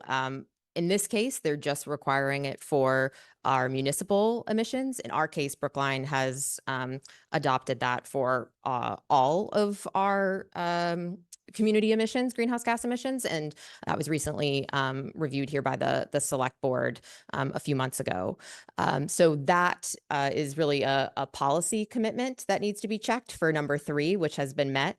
Number 4 is this roadmap in particular, which is really looking at a detailed analysis of each. Well, I shouldn't say detailed analysis, but is looking at, it's actually a high level analysis, but looking at all of our buildings, specifically our biggest emitters, and looking at what the options are to decarbonize those. So it is taking the first is really just looking at a policy vote. The second is really looking at a technical review with the acknowledgement that additional engineering and financial studies would need to be done for us to implement the decarbonization roadmap. And just in terms of our current carbon emissions from that slide that you put up, that ranked them in order of which buildings emitting the most, is this comparable to what we see in other communities for municipal buildings of the same size? Or are we at a higher level, a lower level? I don't, I can't say that I know that for certain. So Shelley may have a better answer to that, but I'm happy to compare and see based off of other communities. I mean, it is certainly obviously variable by the number and size of those buildings. But I don't have a direct comparison of apples to apples. Is there a general square footage metric for calculating what an acceptable or understandable or appropriate, however you want to call it, emissions level would be? I would imagine this would be very building specific, because each building has different electric systems, or doesn't have electric system at all, depending on what's providing its energy. So is it too variable, or are there formulas in place by which to measure whether we are on target with our emission level? Yeah, so I would say the thing that we look commonly at, and one of the data points that Shelley referenced in the roadmap references, is our energy use intensity. So that's really looking at the amount of energy that we're using in that building, and then it is adjusted for the square footage so that we can compare buildings that are of different sizes. So that energy use intensity factor is kind of our common thread across various buildings of various sizes. But overall, we're really looking at, for the buildings that we can do as much energy efficiency and tightening that building envelope as possible, and then moving to electrification. And the former Brookline's building department has done a fantastic job on. Shelley, I don't know if you would want to add anything to that. No, sorry. No, that's actually a very interesting question. Typically we talk about EUI, the energy use intensity, but that really doesn't take into account decarbonization. You know, it doesn't take into account whether you're using fossil fuels or not. I'm not aware that there really is a metric for specifically what you're saying. The decarbonization roadmap, though, asks that we not only make our buildings more efficient, but that the key driver and the difference between this and the Green Communities program is really that this program is really has to do with decarbonizing our activities. So it really has to do with fuel switching. So, you know, it's great that the building is more efficient, but this program is really about making sure that we're removing on-site fossil fuel use. Because I always worry about what is the source of the energy. You can fully electrify a building, but if the ultimate source is still fossil fuel, are you really accomplishing the decarbonization mission? Yeah, it's a good point. And excuse me, that is part of the goal for us, you know, complying with this adoption over time is that while we're doing that, the state's plan also calls for greening the grid over that period of time so that the electricity source is coming from a sustainable source. And then obviously providing funds for us to generate our own power on site through solar panels, geothermal, things like that. Okay, thank you. Now we have to vote, huh? Yes, please. Okay. I think we have two votes, and we probably should do them separately. First of all, vote to approve the decarbonization roadmap. Any questions about that? Okay, all in favor? John Van Scoyac? Aye. Paul Warren? Aye. David Perlman? Aye. Michael Rubenstein? Aye. Chair votes aye. Second, vote on the fleet vehicle. Can't read my writing. Fleet vehicle, what is it? Replacement? Oh, look up there.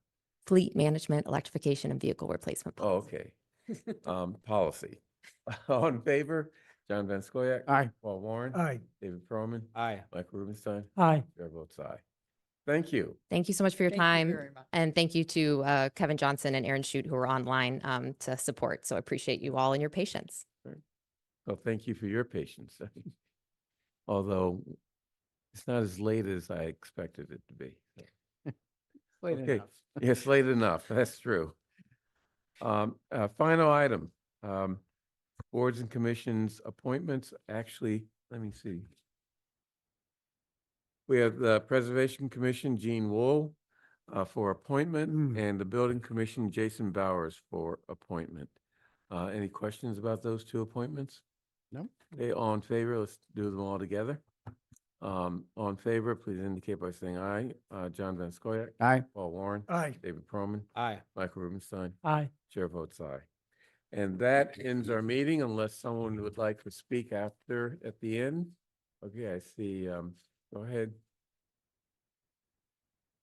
See Regina Prawley would like to say a few words.